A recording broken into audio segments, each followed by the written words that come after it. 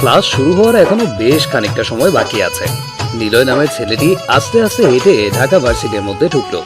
চারিদিকে এসে একবার তাকিয়ে নিল, সাথে সাথে মুখে এক চিলতে রহস্যময় হাসির রেখা মিলল।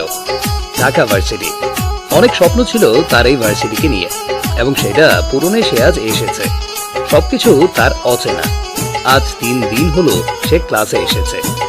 খোলা মাঠের এক কোণে কি যেন সাংস্কৃতিক অনুষ্ঠানের আয়োজন করা হয়েছে। সব ছেলে মেয়ে, টিচার সহ সেখানেই উপস্থিত। লাল গিটার হাতে একটি ছেলে কি সুন্দর গিটার বাজিয়ে গান গেয়ে চলেছে। নিলয় সবার শেষে দাঁড়িয়ে গানটি শুনতে লাগলো। है दिल ये मेरा मुझे हरदम ये पूछता, क्यों है मुझे तुझसे इतनी वफा, क्यों तेरी हसरत है हर ख्वाहिश से बढ़कर मुझे, क्यों नाम तेरा ही लेती जुबान, साथी तेरा बन जाऊं, क्यों है ये जुनून, हर आंसू तेरा पी जाऊं और दे दूं सुकून, हर दिन तुझको चाहूं, तेरी राहत तकूं, अपनी बाहों में तुझको मैं सलामत रखूं। নিলয় গানটি এক মনে শুনেই যাচ্ছে। তখনই সে অনুভব করলো কে যেন চিৎকার করে উঠেছে তার পাশে। নিলয় ভয়ার্ত দৃষ্টিতে সেদিকে তাকাতেই সে দেখলো তারই পাশে একটি নতুন ওয়েস্টার্ন ড্রেস, সাথে কালো জিন্স আর মাথায় একটি নীল রঙের ক্যাপ পরা মেয়েটি চিৎকার করছে। নিলয় হাবার মতো কেবল চেয়েই আছে। তখনই মেয়েটি কাঁদো কাঁদো গলায় রাগী মুখে বলল, পাটা সরাতে কি আপনাকে আমন্ত্রণ দিতে হবে আপনার? উফ, এত ভারী কেন? নিলয় অবাক হয়ে নিচে তাকায়। গানে এতটাই মগ্ন ছিল যে সে বুঝতেই পারেনি হাই হিল পরা একটি মেয়ের পায়ের উপর পা দিয়ে ফেলেছে। তাড়াতাড়ি পা সরিয়ে সরি বলতে যাবে, তখন মেয়েটি বলল, দেখে তো নতুন মনে হচ্ছে। কোথা থেকে আসছেন? বেয়াদব ছেলে কোথাকার। চোখ কি বাড়িতে ছিল? সরি, চোখ বাড়িতে ছিল না, ছিল আমার সাথে, তবে তা অনুষ্ঠানের দিকে ছিল। বুঝলাম, নতুন আসলে এমন হয়, যত সব। নিলয় মেয়েটির দিকে তাকিয়ে হাসলো। আসলে হাসার কারণ হলো নিলয় নতুন এসেও 3য় বর্ষে ভর্তি হয়েছে, আর মেয়েটির পোশাক দেখে সবাই ভাবে এ মেয়ে বিদেশে লেখাপড়া করতে পারত। কি ক্রমে ঢাকা ভার্সিটিতে এসে পড়েছে কে জানে। মেয়েটি হলো নীলাদ্রি। নীলাদ্রির আব্বু দেশের নাম করা একজন ব্যবসায়ী, তাই তার ইচ্ছে অনুযায়ী সে এখানে এসেছে। তবে ভার্সিটির প্রতিটা মেয়ের কাছে সে হিংসের কারণ, আর প্রতিটা ছেলের কাছে ক্রাশ। নিলয় আবারও চুপ হয়ে সামনে তাকায়। খানিকটা বাদে সে অনুভব করলো পেছনে আরো ছেলে মেয়ে এসে দাঁড়িয়েছে, আর তার মধ্যে একটি ছেলে সবাইকে ধাক্কা দিতে দিতে এগিয়ে আসছে। নীলাদ্রিকে ধাক্কা দিতেই নিলয়ের গায়ে এসে পড়ল। নীলাদ্রি সামলে ছেলেটাকে বকা দিতে লাগলো। ঠিক সে সময় ছেলেটি নিলয়ের দিকে তাকায়। চোখ পড়তেই সে বলে উঠল, ভাইয়া আপনি এখানে? কথাটি সে শেষ করতে পারল না। নিলয় ছেলেটির মুখের দিকে ভয়ঙ্কর এক দৃষ্টিতে তাকালো। ভিড়ের মধ্যে পাটা ছেলেটির পায়ের উপর চাপা দিয়ে থামিয়ে দিল।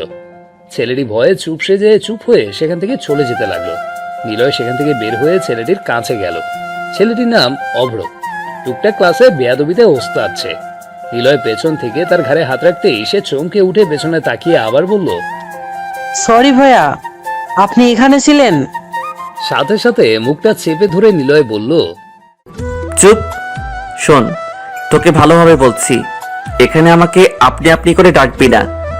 তোর ক্লাসেই পড়ি, গত 2 দিন তো আমার দিকে তাকাস নাই। আজ চিনেছিস, কিন্তু অন্য কেউ যেন না জানতে পারে, না হলে তোকে এখানে মেরে ফেলবো। কথাটা যেন মনে থাকে। আর শোন, আমাকে তুই করে ডাকবি আজ থেকে, আমরা বন্ধু। কথাটি শেষ করতেই নিলয় পেছনে তাকিয়ে অবাক হয়ে গেল। পেছনে নীলাদ্রি দাঁড়িয়ে আছে।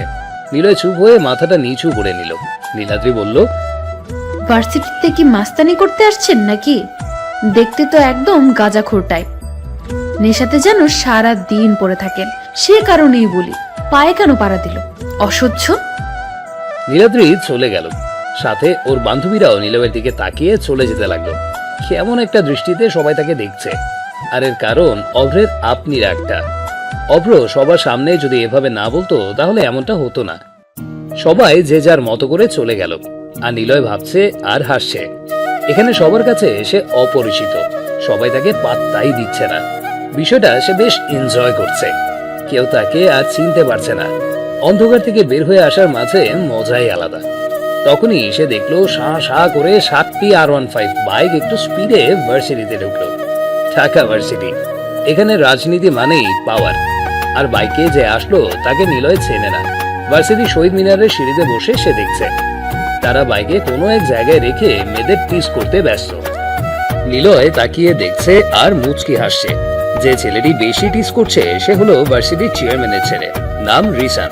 সব ছেলে মেয়ে তাকে এড়িয়ে চলে, কারণ সবচাইতে বেয়াদব ছেলেটি হলো রিসান। ক্লাসে পড়ার মাঝে সবার সাথে ঝামেলা করে। টিস করার এক পর্যায়ে একটি স্যার আসলো সেখানে। রিশান, তুমি এমন কেন? তোমার আব্বু তো অনেক ভালো একজন ব্যক্তি, আর তার ছেলে হয়ে তুমি কি না? বেশি জ্ঞান দিবেন না স্যার, আমি জানি ভালো খারাপ, আর আমার কাজে যে বাধা দেয় তাকে কিন্তু কার ফল ভোগ করতে হয়।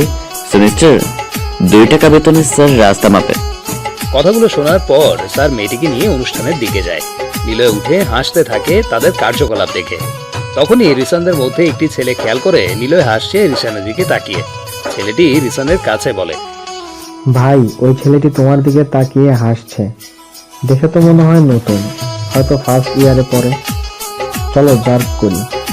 রিসান সহ ছেলেগুলো নিলয়ের কাছে আসলো। নিলয় তখনও সেখানে বসে আছে। ওদের আশাতে তার কোনো ইয়ত্তা নেই। নতুন? আমার দিকে তাকিয়ে হাসছিলে কেন? নিলয় চুপ হয়ে যায়। সে রিসানের পা থেকে মাথা অবধি দেখে নিল। রিসান আবারও বলল, নাম কি তোর? আবির।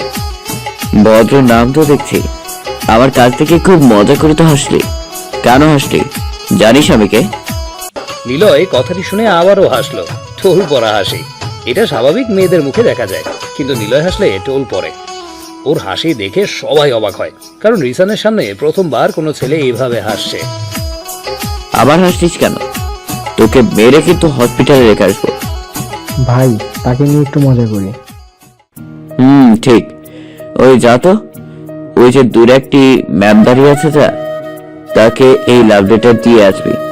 ম্যামের সাথে ছাত্রের প্রেম, দেখি কেমন সাহস তোর। নিলয় উঠে দাঁড়ালো।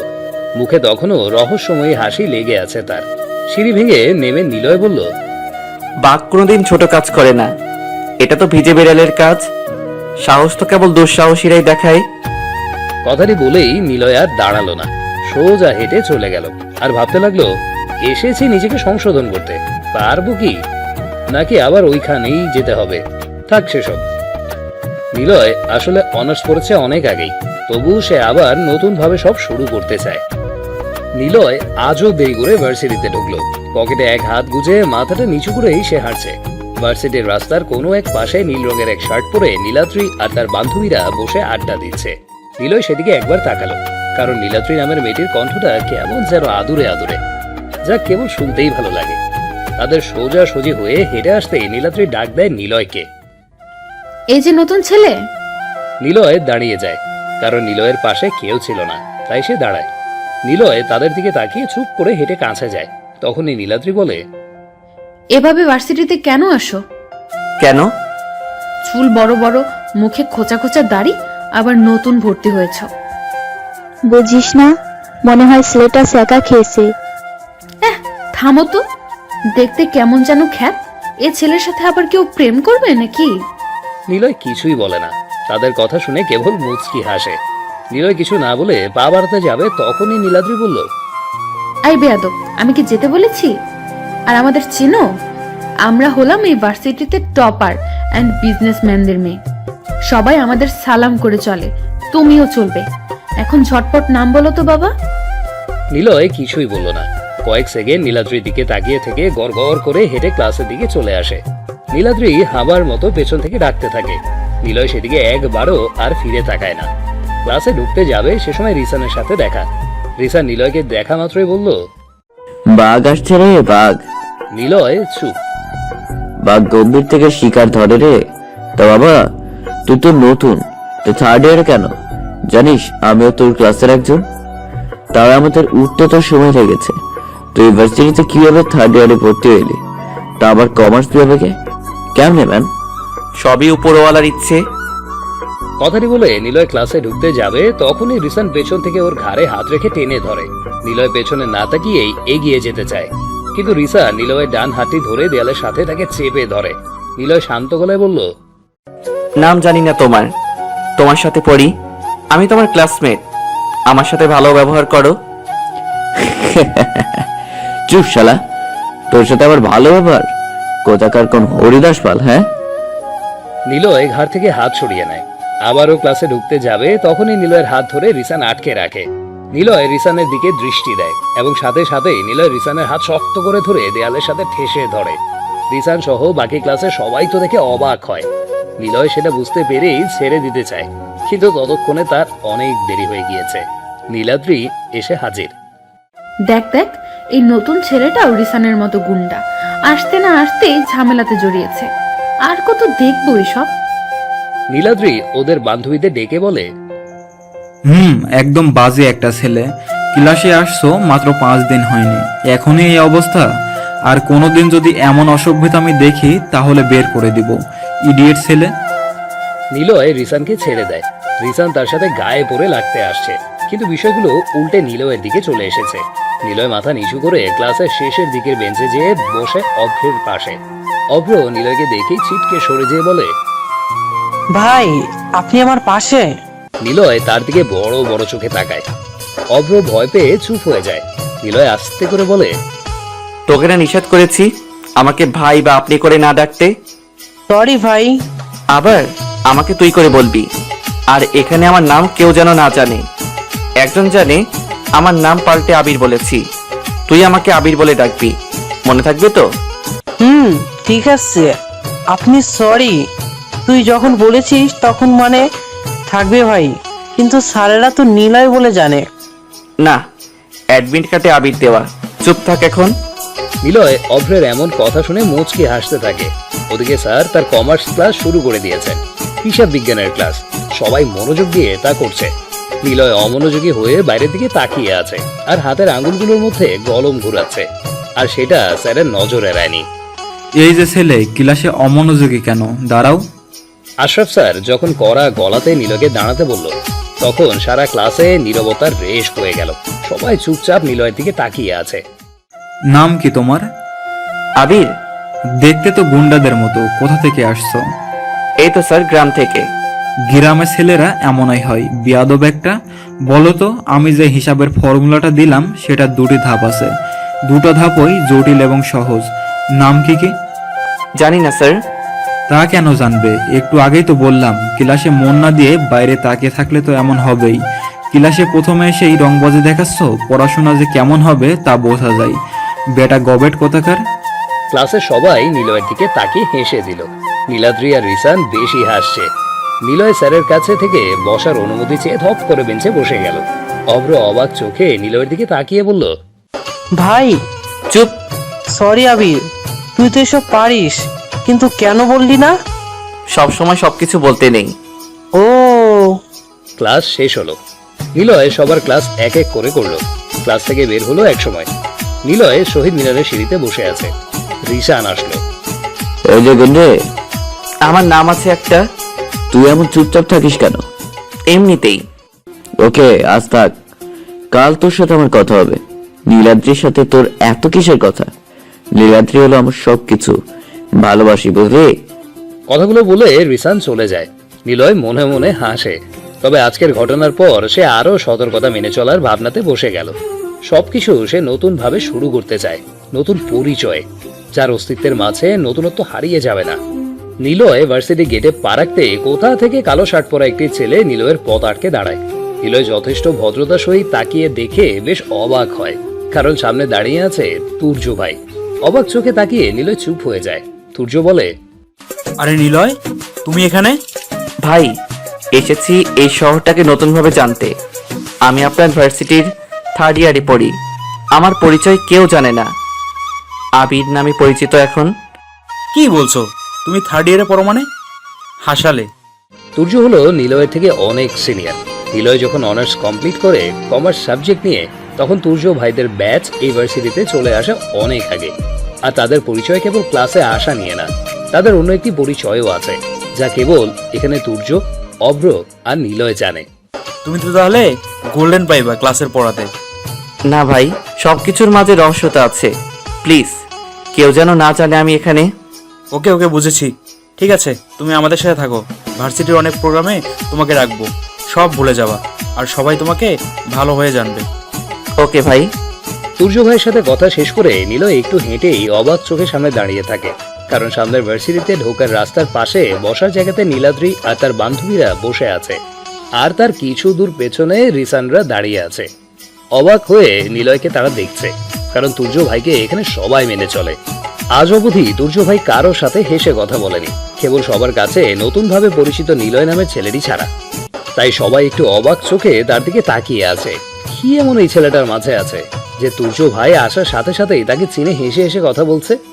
নিলয় মনে মনে ভাবে, সে কি আবার কোনো ভুল করে ফেললো? সবাই কি তবে তার অতীতের ব্যাপার জেনে যাবে?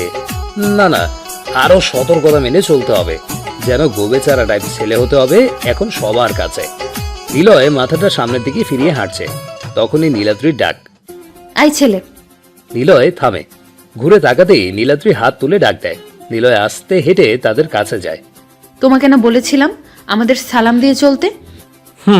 সালাম দেওয়াই চাই মানুষকে, তবে সালাম নিয়ে গাদ্দারি কোনো মানে নেই। ওকে, আসসালামু আলাইকুম। কথাগুলো বলে নিলয় চলে আসবে, তখনই নীলাদ্রি বলল, চিনো তুর্য ভাইকে? কে তুর্য? যার সাথে একটু আগে কথা বললে। না, আসার পথে ধাক্কা লেগেছিল, দেখে সরি বলাতে কথা হলো। কেন? না ঠিক আছে, বাসা কোথায় তোমার? আর আমাদের সম্মান দিবা। ক্লাসে তো দেখছো আমরা পড়াশোনাতে কেমন, আর তুমি তো হাবা কিছুই পারো না।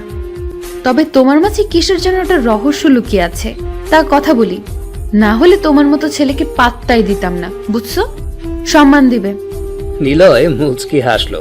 নিলয়ের হাসি দেখে সবাই রেগে যায়, তবে নিলয় তার ধারও ধারে না। নিলয় হেঁটে চলে যায়, সামনে দাঁড়ায় রিসান। রিসান ডাকে, কিরে, তোর তো দেখি বেশ ক্ষমতা। 2 দিনের স্টেট নীলাদ্রি আর তুর্য ভাইয়ের সাথে ভাব জমিয়ে ফেলেছিস, ব্যাপারটা কি? কেন? সে যাই হোক, নীলাদ্রির সাথে কথা বলবি না। কেন? আমি তাকে ভালোবাসি, গত 2 বছর ধরে লাইন মেরে যাচ্ছি। কেউ কথা বললে তার হাত পা আমি ভেঙে ফেলি, তোকে ওয়ার্নিং দিলাম। শোনো রিশান, তোমাকে একটা টিপস দেই, যে যতই লাইন মারুক না কেন, সেই মেয়ে যদি ইমপ্রেস না হয় তবে কখনোই তোমাকে পাত্তা দেবে না। সুতরাং তার সামনে এমন কিছু করো যেটা দেখে সে তোমার কথা ভাবে। এসব লাইন মারা দিয়ে না আজকাল ভালোবাসা হয় না, হয় কি জানো? হয় কেবল মশা, যেমন গায়ে বসলে চড় মারতে যাওয়ার আগে উড়ে যায়, আর চড়টা নিজের গায়ে লাগে, এমনি হয়। কথাটা শেষ করে নিলয় হনহন করে হেঁটে চলে। রিসান হাবার মতো চেয়ে থাকে, কারণ এরকম কথা সে আগে কখনোই ভাবেনি। রিসান ওর বন্ধুদের দিকে তাকিয়ে বলে, হারামি, এতদিন তোরা এরকম টিপস দিস না কেন? নতুন ছেলে এসে কথা শুনে গেল, তোদের দিয়ে কিচ্ছু হবে না। নিলয় আর পেছনে তাকায় না, ক্লাসের দিকে হেঁটে চলে। ক্লাসে আসতেই সবাই এক এক করে নিলয়ের পর ক্লাসে প্রবেশ করলো। এক এক করে নীলাদ্রি, রিসানরা আর অভ্র আসলো। নিলয় অভ্রকে তার পাশে ডেকে নিল। স্যার আসলো তার কিছুক্ষণ পর। আশরাফ স্যার এসে ক্লাস নিতে ব্যস্ত হলেন। আজ তার নতুন অধ্যায় করাচ্ছে। হিসাবের জালে সবাইকে তিনি আটকে দিচ্ছেন। নিলয় বোর্ড দেখলো, দেখেই হেসে দিল, কারণ নিলয় এগুলো বেশ ভালোভাবেই পারে। নিলয়ের হাসি দেখে স্যার আসলো। তুমি আজও হাসছো? Sorry sir. বেয়াদব ছেলে কোথাকার, পড়া তো পারবা না, চেহারা দেখেই বেশ বুঝতে পারছি। স্যার, চেহারা দেখে কি মানুষকে আসলেই চেনা যায়? মুখে মুখে তর্ক? না স্যার, জানার ইচ্ছে হলো তাই। যাই। ও, তাহলে বলুন না স্যার, আমি কেমন? কেমন আবার? আতেল মার্কা, পড়া না পারা, লাস্ট বেঞ্চে বসা একটি গোবেসারা টাইপের ছেলে। ঠিক বলেছেন স্যার, আমি একদমই এরকম। স্যার চলে গেল নিলয়ের কাছ থেকে। আবির বসে পড়ল। অভ্র অবাক চোখে তাকিয়ে হেসে দেয়, কারণ স্যার যা যা বললো তা মোটেও ঠিক হয়নি। কেউ না জানলেও অভ্র কম বেশি জানে নিলয় কিরকম ছেলে। হাসিস কেন? সরি রে, আসলে স্যার যা বললো তাই শুনে হাসলাম। চুপ, স্যার ঠিক বলেছে, বেশি জানার দরকার নেই। ওকে, তুই যখন বলেছিস, তবে আপনাকে তুই করে ডাকতে কেমন লাগছে ভাই? তোকে সেটাই করতে হবে। আর শোন, আমি আজ থেকে তোর রুমে থাকবো, যাতে কেউ না বোঝে। আচ্ছা। দুজনে কথা বলছিল, ঠিক সে সময় নীলাদ্রি চিৎকার করে উঠে স্যারের সাথে বলল, স্যার, আমার গায়ে কে যেন এই কাগজটা ছুঁড়ে মেরেছে। কই দেখি। কাগজটি ভাঁজ করে দোমরান অবস্থায় আছে। স্যার সেটা ঠিক করে দেখলো, সেখানে কিছু একটা লেখা। আর লেখাটি যে নিলয়ের তা স্যার বুঝলো, কারণ শেষে নিলয়ের নাম দেয়া, মানে আবির নাম দেয়া। স্যার বলল, আবিরকে? নিলয় সাথে সাথেই চুপ হয়ে যায়। সারা ক্লাসের দিকে সে একবার করে তাকিয়ে নিল। স্যার আবার বলে, আবিরকে? সাথে সাথেই আবির নামধারী নিলয় উঠে দাঁড়ায়। স্যার তার কাছে চলে আসে, এসেই করে গালে কোষে একটি চড় দিয়ে বলে, বেয়াদব ছেলে কোথাকার, নতুন আইছো আর এসে ক্লাসের 12টা বাজিয়েছো? তোমার মতো বেয়াদব আমি আর দেখিনি। পড়া তো পারবা না, আর ক্লাসে খারাপ কাজ করে বেড়াবা, এসব কি? স্যারের কাছ থেকে চড় খেয়ে নিলয় চুপ করে নিচের দিকে তাকায়। নিলয়ের ব্যাগের সামনে স্যার কাগজটি রাখে। নিলয় সেটাতে দেখলো, ওহ নীলাদ্রি, ভালোবাসি তোমাকে। আমি আমার আবিরাঙা সকালে ভালোবাসি তোমাকে, এই আবির সবসময়। লেখাটি পড়ে নিলয় অবাক হয়, কারণ সে এটা লিখেই নাই। স্যার আরো অপমান করে বলে বেরিয়ে যেতে ক্লাস থেকে। স্যারের কথা শুনে নিলয় চুপ করে দাঁড়িয়ে থাকে। আরো অপমান করে নিলয়কে বের করে দেয়। নিলয় বের হবে এমন সময় রিসানের দিকে অকারণেই চোখ চলে যায়। রিসান হাত উঠিয়ে ইশারাতে বলে কাগজটা তারই, তবে অপরাধী নিলয়। নিলয় ক্লাস থেকে বের হয়ে ক্লাসের সামনে দাঁড়িয়ে থাকে। ওদের ক্লাসের পাশে 4th ইয়ারের ক্লাস চলছে। সেখানে স্যার ইংলিশ করাচ্ছেন। বোর্ডে ইংলিশের একটি সাবজেক্ট তুলে ধরে স্যার সবাইকে বোঝাচ্ছেন। স্যার কোনো এক সেন্টেন্সে এসে আটকে গেল। ন্যারেশনের জটিল একটি অধ্যায়, যার ঘোরে পড়ে স্যারও চুপ হয়ে বোঝার চেষ্টা করছেন। স্যার বলেন, তোমরা কি এখানে কি হবে জানো? না স্যার। সবাই একসাথে বলল, লস হবে স্যার। এই শব্দটি ওই সেন্টেন্সকে পুরোপুরি মাধুর্যতা আনতে শব্দটি ব্যবহার করা দরকার। এতে বাক্যটি আরো মধুরভাবে ফুটে উঠবে। স্যার সহ বাকি ছেলে আর মেয়ের হুট করে এমন উত্তর শুনে বাইরে তাকায়। দেখে দরজার কাছে নতুন একটি ছেলে দাঁড়িয়ে, যাকে কোনোদিন এর আগে ওরা দেখেনি। সবাই হয়তো ভাবছে ছেলেটি বড় ক্লাসের, তাই উত্তরটি বলে দিল। স্যার আন্দাজে বলল, দেখেছো, আমার ছাত্র বড় ক্লাসে পড়ে, অথচ পড়াটা এখনো মনে রাখছে। সরি স্যার, আমি 3rd ইয়ারে পড়ি, আর এনারা আমাদের সিনিয়র। কথাটি বলে নিলয় আর দাঁড়ায়নি, সোজা হেঁটে বাইরে চলে আসে। বাইরে এসে দেখে তুর্য ভাইসহ আরো পরিচিত কিছু মুখ কোনো এক গাছের নিচে বসে বাদাম খাচ্ছে। সাথে কিছু মেয়েরাও আছে, যারা সবাই নিলয়কে বেশ ভালো করেই চেনে। আরে নিলয় যে। নিলয় এসেছে অন্য দরকারে, বাদ দে। আমরা যে নতুন সেমিনার করব সেটাতে নিলয়কে রাখবো। তোরা কি বলিস সবাই? সত্যি? তাহলে তো বেশ ভালোই হবে। নিলয় থাকলে তো কোনো ভয় নেই। থাকবে তো নিলয়। নিলয় চুপ হয়ে ওদের সাথে বসে পড়ে আর ভাবতে থাকে, সবার কাছে ভালো হতে হলে আমার সিনিয়রদের সাথে থাকতে হবে, এদের সাথে ভালো কাজ করতে হবে, অন্ধকার জীবন থেকে বের হতে হবে। কি ভাবছো? ওকে, আমি থাকবো। আর কোনো দরকার পড়লে আমাকে জানাবেন। আজ আসি। নিলয় কিছু দূর হেঁটে পেছনে তাকায়। দেখে তার ক্লাসের অনেকেই এদিকে তাকিয়ে আছে। সে এমন দৃষ্টিতে, কারণ সবাই অবাক হয়েছে ভার্সিটির সিনিয়রদের সাথে নিলয় বেশ ভালোভাবে কথা বলছে দেখে। নিলয় শহীদ মিনারের কাছে এসে বসে, কারণ আজ অভ্রের সাথে তার রুমে থাকতে হবে। সে না আসা অবধি বসে আছে। একটু পর অভ্র আসে, নিলয় তার সাথে চলে যায়। এভাবেই দিনগুলো পার করে নিলয়। একদিন ক্লাসে নিলয় বসে আছে শহীদ মিনারের সিঁড়িতে। ভার্সিটির সব দিকে সে নীরবে চোখ বুলিয়ে নিচ্ছে আর মনে মনে ভাবছে পিছনের কিছু অন্ধকার জগতের কথা, যেখানে ছিল রক্ত আর রক্তের গন্ধ। সেখান থেকে সে আজ ভালো হওয়ার পথে, তবে তার জন্য হারাতে হয়েছে তার জীবনের সবচাইতে প্রিয় একটি জিনিস, যার অস্তিত্বে নিলয়ের বিচরণ ছিল অনবদ্য। কিরে, এখানে বসে কি করছিস? মাথাটা নিচু করে এমন কথাই ভাবছে নিলয়। ভাবছিল ফেলে আসা কত না সময়ের কথা। ঠিক সে সময় রিসান এসে কথাটি বলল। নিলয় ওর দিকে তাকায়, মুখে একটা ছোট্ট হাসি রেখা। রিসান বলে, তোকে দেখে যেমন মনে হয়, আমার কাছে ঠিক তেমনটা না রে। আমি সেদিন তোকে কত বড় অপমানের সম্মুখে ফেলে দিলাম, অথচ তুই নীরবে সব মেনে নিয়েছিস। অবশ্য কি বা বলবি, আমি বললাম এখানকার নেতা, সবাই আমাকে ভয় পায় রে। নিলয় কিছু বলে না, কেবল হাসে। নিলয়ের এমন রহস্যময়ী হাসির পেছনে কারণ আছে। নিলয় দুটো কারণে হাসে। সেটা হলো ভয়ঙ্কর কিছু করবে, না হয় একদমই শান্ত থাকবে। এক্ষেত্রে ভয়ঙ্কর কিছু করার কোনো প্রশ্নই আসে না তার, তাই সে হাসে। তবে হাসে এইটা ভেবে যে অন্য সময় হলে নিলয়ের সামনে এভাবে এসে কেউ কোনো দিন কথা বলতো না, সবাই তার কাছে মাথাটা নত করে চলতো। নিলয় প্রথমে সেই জগৎটাকে খুব আপন করে নিয়েছিল, কিন্তু পাল্টে যায় একটি কালো ঝড়ে। চুপ করে আছিস কেন? জানি আমি ওটা করিনি, তবুও দোষটা আমাকে দেওয়া হয়েছে। সে যাই হোক, ভালো হয়ে যাও মিস্টার ডিশান। কথাটি বলেই নিলয় ক্লাসের দিকে হাঁটতে থাকে, সাথে পেছন পেছন আসতে থাকে রিসান। একটু পর ক্লাস শুরু হয়। একদম চুপচাপ থাকে নিলয়। স্যার আসে, পড়া বোঝাতে থাকে, কিন্তু নিলয় বরাবরের মতোই চুপচাপ থাকে। পড়া না পারাতে স্যার অপমানও করে। সবাই নিলয়ের দিকে হাস্যকর দৃষ্টিতে তাকায়। ক্লাস শেষ করে নিলয় বাইরে আসে, তখনই তুর্য ভাই ডাক দেয় তাকে। নিলয় সেখানে যায়। তুর্য বলে, আচ্ছা শোন, ভার্সিটিতে একটা সমস্যা দেখা দিয়েছে। কি সমস্যা? আর বলিস না, নেওয়াজ বলে এই ভার্সিটিতে একটি মাস্তান আসা যাওয়া করে। কতবার বুঝাইলাম কিন্তু সে শোনে না। মাস্তান? বড় মাস্তান নাকি? হ্যাঁ, তা বলতে পারিস। কয়েকবার জেলে গিয়েছিল, 2টা খুনও আছে তার। তো কি করে ও? আর বলিস না, ভার্সিটিতে এসে ছাত্রদের ড্রাগস বিক্রি করে জোর করে, না নিলে তাকে ধরে পিটায়। জানিসই তো, লাইন ছেড়ে দিয়েছি বলে কিছুই বলি না, বুঝাই, তাকে কিন্তু শোনে না। গত কয়েকদিন আগে সে জেল থেকে ছাড়া পেয়েছে, আবার আসবে। তাই বলেছিলাম এটাই সমস্যা। এটা কোনো সমস্যা হলো? জাস্ট কয়েক মিনিটের কাজ। যতটা সহজ ভাবছিস ততটা না। গ্যাং আছে, সাথে অস্ত্র নিয়ে ঘোরে।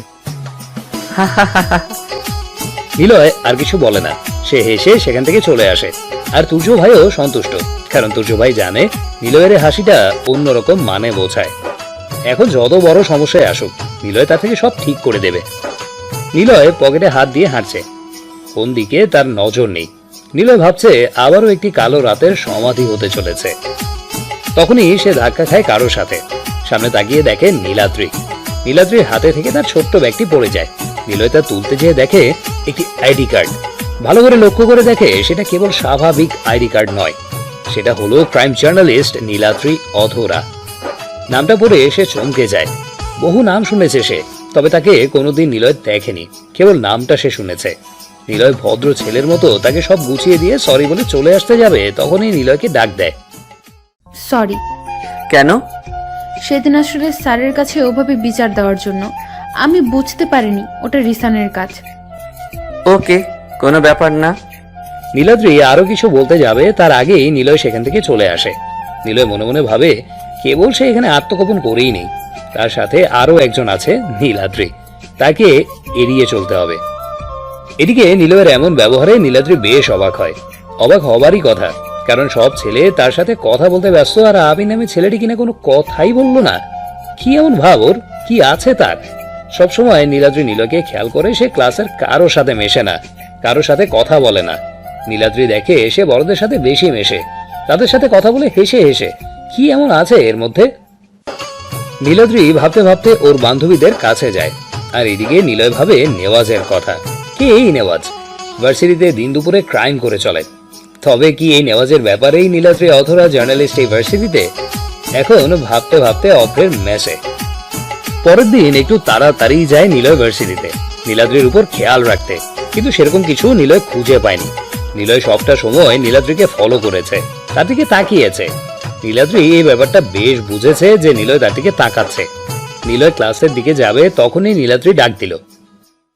এই যে শোনো, আমাকে এভাবে দেখছিলে কেন? সৌন্দর্যকে সবাই তার চোখের দৃষ্টির তৃপ্তি না মেটা অবধি দেখে। তাই নাকি? কথাগুলো শেষ না হতেই বড় জিপে করে কারা যেন ভার্সিটিতে ঢোকে। ভার্সিটির সব ছাত্র ছাত্রীরা যেন একটা ঝড়ে সব হারিয়ে গেছে যে যার মতো। ভার্সিটিটা যেন একদম ফাঁকা মনে হলো। গাড়ি থেকে কালো রেইনকোট পরা, ছেঁড়া ছেঁড়া প্যান্টের কম্বিনেশনে একজন ব্যক্তি নামলো, মাথাতে লম্বা লম্বা চুল। নীলাদ্রি বলল, এখান থেকে চলো, নেওয়াজ এসেছে। কথাটি শেষ করতে না করতে নীলাদ্রি চলে যায়। নিলয় সেখানেই দাঁড়িয়ে থাকে। নেওয়াজ সোজা নিলয়ের দিকে আসে, নিলয়কে দেখতে থাকে। সারা মাঠে কেবল নেওয়াজ আর নিলয় রয়েছে। নেওয়াজের দিকে নিলয় বেশ ভালোভাবে তাকায়। সবাই সেদিকে তাকিয়ে আছে। বেশ বুঝতে পারছে দুজনেই। নেওয়াজ প্রথমে বলে, কিরে সবাই চলে গেল, তুই কেন যাস নাই? সিগারেটে আগুন জ্বালাতে জ্বালাতে নেওয়াজ কথারই বলে। দূর থেকে তুর্য ভাইরা সবাই এটা দেখছে, তারা ভাবছে আজ কিছু একটা হবে। নিলয়কে নেওয়াজ বলে, কথা বলিস না কেন? নতুন নতুন ভাব দেখছি, নতুন নাকি? হুম। তাহলে আর জানবি কি আমার ব্যাপার? সিংহকে জানার জন্য এলাকাতে চলাচলের দরকার পড়ে না। দূর থেকে তার গর্জনতা শুনে আন্দাজ করা যায় সে হিংস্র। নিলয়ের এমন জটিল কথা শুনে নেওয়াজ সিগারেট খাওয়া থামিয়ে দেয়। নেওয়াজ তাদেরকে কড়া দৃষ্টিতে চেয়ে থাকে। নিলয় চলে আসতে যাবে তখনই নেওয়াজ নিলয়ের ডান হাতটি ধরে ফেলে। নিলয় মুচকি হেসে ছাড়িয়ে নেয়। নেওয়াজ বলে, ড্রাগস নিবি? এটা শিক্ষা প্রতিষ্ঠান, এখানে এসব দরকার পড়ে না, দরকার হয় কলমে। আশা করি বুঝতে পেরেছেন। এত জ্ঞান দিস কেন? কোমরে এটা দেখেছিস? নিলয়কে নেওয়াজ তার কোমরে থাকা একটি বড় রকমের পিস্তল দেখায়। নিলয় ঝোড়ে হেসে দেয়। সবাই সেদিকেই তাকিয়ে আছে, কারণ নেওয়াজ যখন আসে তখন সবাই ভয়ে থাকে। আর তার সামনে কিনা নতুন ছেলেটি এভাবে কথা বলছে। নিলয়ের হাসি দেখে নেওয়াজ অবাক চোখে তাকায়। নেওয়াজ বলে, নাম কি তোর? নামটা না হয় অজানা থাকুক, পরে কোনো এক সময় পরিচিত হব। তোকে তো এখানেই মেরে দেবো। কথাটি শেষ করতে না করতে নেওয়াজের একটি কল আসে। নেওয়াজ কলটি রিসিভ করার পর নিলয়ের থেকে সরে আসে, কারণ যে কল দিয়েছিল সে হলো নেওয়াজের বাড়ির দারোয়ান। সে বলে কে বা কারা যেন নেওয়াজের বাচ্চা আর বউকে বেঁধে রেখেছে তার বাসাতেই। নিলয় মুচকি হাসলো। নেওয়াজ বলল, আজ বেঁচে গেলি, পরে তোর খবর আছে।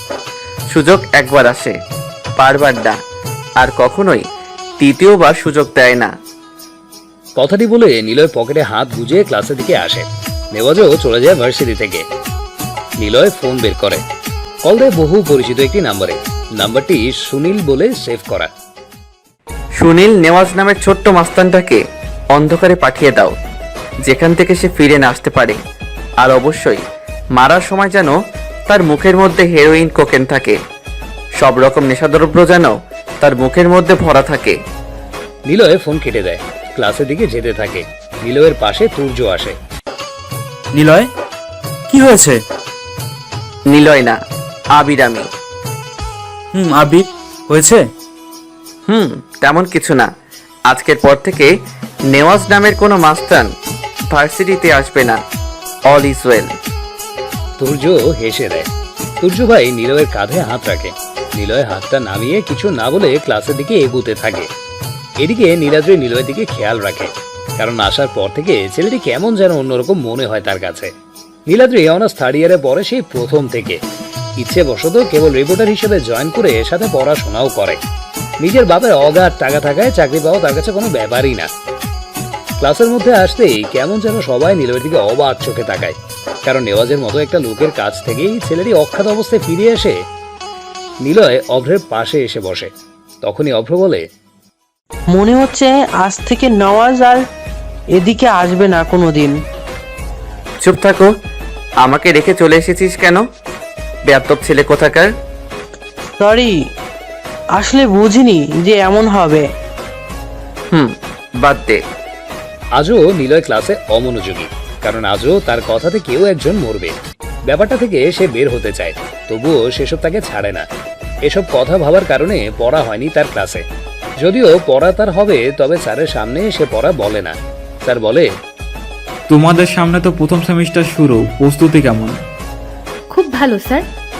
গুড, আমরা তো সবাই জানি তোমার প্রস্তুতি বরাবরের মতোই বেটার হয়, আর তুমি ফার্স্ট হবা, এটা আর নতুন কি। আর বাকিদের কেমন প্রস্তুতি? ভালো স্যার। সবাই স্যারের কথায় উত্তর দেয়, কেবল নিলয় ছাড়া। স্যারের সেটা চোখ এড়ায়নি। নিলয়কে স্যার আবারও তার জন্য অপমান করে ক্লাস থেকে বের করে দেয়। আর নিলয় ক্লাস থেকে বের হয়েই পাশের ক্লাসের ইংলিশ সমাধান করে সবাইকে চমকে দিয়ে বড়দের আড্ডাতে চলে যায়। যখন ক্লাস শেষ করে বের হয় সবাই, তখনই সবাই দেখে নিলয় মাঠের মধ্যে বসে সিনিয়রদের সাথে আড্ডায় ব্যস্ত।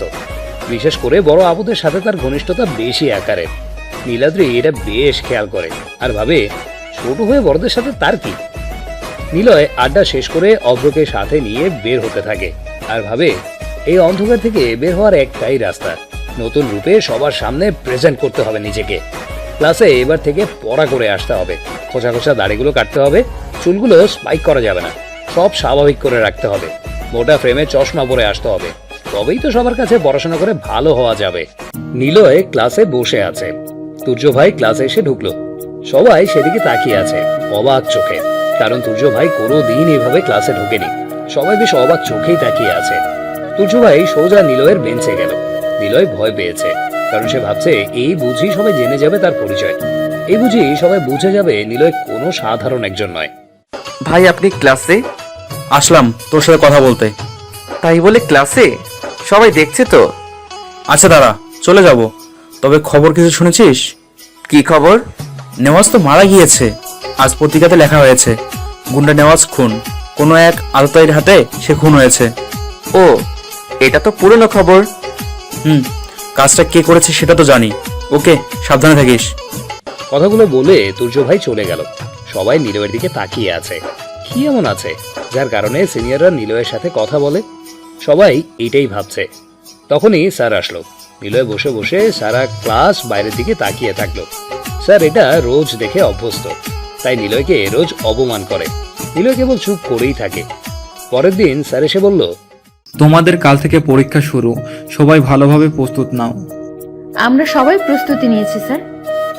তো আবির, তোমার কেমন প্রস্তুতি? স্যার নিলয়ের দিকে তাকিয়ে সবার সামনে জিজ্ঞাসা করলো আবির নামধারী নিলয়ের কাছে। নিলয় বসা থেকে উঠে দাঁড়িয়ে বলল, ভালো। কেমন ভালো সেটা আর বুঝতে বাকি নেই। তুমি যে প্রথমেই ফেল করবা এটা সবাই এতদিনে জেনে গিয়েছে। কোনো ক্লাসেই তো পড়া ঠিক মতো পারো না। তোমার যে কেমন ভালো প্রস্তুতি তা বেশ বুঝতে পারছি। কি দরকার টাকা খরচ করে পড়াশোনা করার? এভাবে মা বাবার আশাগুলো নষ্ট করা ঠিক না। ফেল করলে বের হয়ে যাবা ভার্সিটি থেকে। বসো। নিলয় ধপ করে বসে পড়ে। মনে মনে সে হেসে উঠল, কারণ তার মা বাবাই তো নেই, তো স্বপ্ন আসবে কোথা থেকে? তারা তো কবেই মারা গিয়েছে। নিলয় একটু পর ক্লাস শেষ করে চলে আসলো। পরের দিন থেকে এক্সাম শুরু। একে একে সব এক্সাম শেষের দিকে চলে আসলো। এক্সাম শেষের পর নিলয় ভার্সিটিতে আসছে এমন সময় রিসান ডাক দিল, এই এদিকে আয়। তোকে তো আর কিছু বলি না, তুর্য ভাইয়ের সাথে তোর খাতির বলে। আচ্ছা, তোর কিভাবে তুর্য ভাইদের সাথে পরিচয়? তোকে বাইরে দেখলি কেবল সিনিয়রদের সাথে দেখি, তোর ক্লাসে কারোর সাথে কথাও বলতে দেখি না। কি ব্যাপার, আমাকে ওনাদের সাথে একটু খাতির করিয়ে দিবি? হাসিস কেন? তুর্য ভাই আমাদের এলাকাতে থাকতো বলে পরিচয়, এই আর কি। ও যাই হোক, একটা হেল্প কর। কি? নীলাদ্রিকে তো ইমপ্রেস করতে পারছি না, কি করব বল? সরাসরি যে বলো। আরে সেটাই তো পারছি না, যদি চর মারে। শোনো, তোমাকে একটা টিপস দেই। যাকে ভালোবাসো তার সামনে যে বলে দিতে হয়।